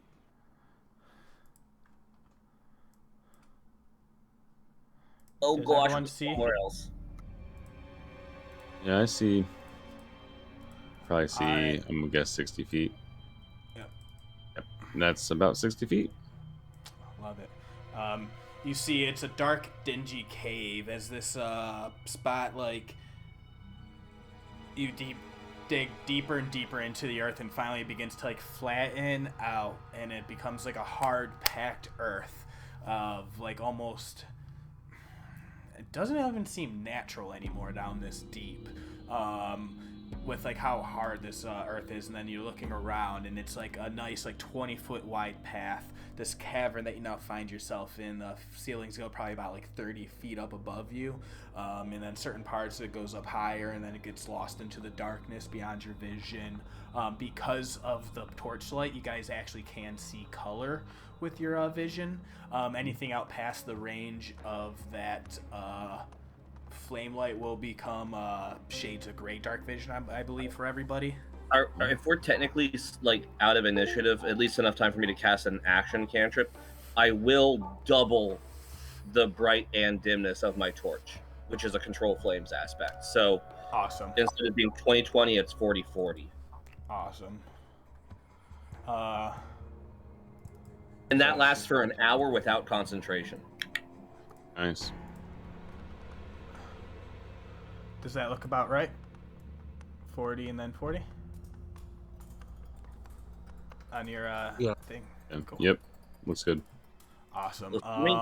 It is dark, dingy, but it is, as you come up and inside, who had the locate object? That's still me. Awesome. You get an actual little bit of a ping for it just up ahead. And it's almost like sitting in the middle of the road and path, and there's like you see footsteps and tons of trail back and forth through here where it's like a lot of paths are obfuscating. So you see it's been very heavy, busy under here, and you see like almost as if like discarded and left behind, just laying on the ground, like stuck like on a rock basically. There's that little piece of cloth that you were seeking. Nice. I think Saeryn's gonna whisper to everyone, "Hey, this isn't what I remember seeing when I was talking to them. So I think the kid we're looking for got moved into here. So that means something moved him. So let's be on guard."